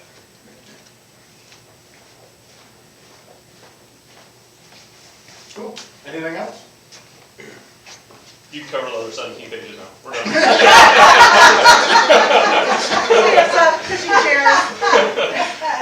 I wish I would have spoken at the beginning. I was surprised that you didn't. So, anything else from the board? Any board comments? I appreciate you guys coming that way. The work sessions can be very dry. And what this is basically all about is talking about how would we spend the money coming in from the federal government? What are some of the issues but where can we address this to? And that's what this is all about. And having feedback gives us an idea of at least more people will come. But these are just treacherously long, because they're very dry. So it gives us an idea of where we want to go with the community and make sure we're going the right way. That's why I got into this. I can give you a suggestion of why people don't come. Hard chairs. We're leaving. Chairs. Hard chairs. No, it's not the hard chairs. You talk a lot, and there's not a lot of information coming out. It's like circles. That's all I heard, was circling around stuff. Get to the point. People don't, if you want to spit out numbers, spit them out and say why. Keep it short. People don't want to come and hear your opinion about everything. They want to know what's it for, where's this money can be allocated for. Go ahead and say that, and say all the allocations, not just one thing. This is what ARPA is, this is what it can be used for. List off and say, is this something we want to put in these different areas? Controversy. That's the way to get people in the door. I don't think that is. It is, it works. And in general, people don't attend a ton of the governmental sessions unless there is a big controversy. I would do it just for the information, but And we record and post these online too, so We watch them. and the packets are fully We watch them. publicly available. yeah, and there's some, I can't watch them, I can't watch the I do, length of I some of watch them. them. Yeah, I watch them. It's hard It's for hard to people with sit families and stuff to make when it you at all have these meetings. And it is, I work a job that doesn't, Mondays are not a good day. I have children, so that's not really feasible for most working families to come to a Monday night. Any meeting, honestly, any It night, really especially is night. not. And at a time where you're supposed to be eating supper and getting kids, I have kids that are in school and Yeah. have sports, and we have busy lives. And sometimes I don't even get off. This is like a miracle to be off this early to come on Monday. We appreciate you coming. So, You guys are doing good to It's stay just- focused, like you said, that's all. yeah, I think it is just keeping focused versus tailing off. Might get more interest of people coming. Thank you. It's one thing I saw. You should say, you have anything to say? You stay first. You said it at the beginning. Have a good night. See you. You too. God All bless. right, perfect. Well, Before we, right, Yeah. like, since we never got to it, here's my explanation for why I'm changing my TL numbers this year. We can discuss it later, you can call me anytime, you can have me call me, text, whichever you want. I need you to add 48,000 each revenues for the state grant if you get it. Get it done? Yeah, no, yeah, I'd rather put it in the state. Okay. That's all I have to do. perfect. I have a lot more, but my shift is until 6 o'clock tomorrow night, so I can stay as long as you want. All right, well, if the board has no other comments, then we're looking for a motion to adjourn. Motion to adjourn. I support. All in favor, say aye. Adjourn.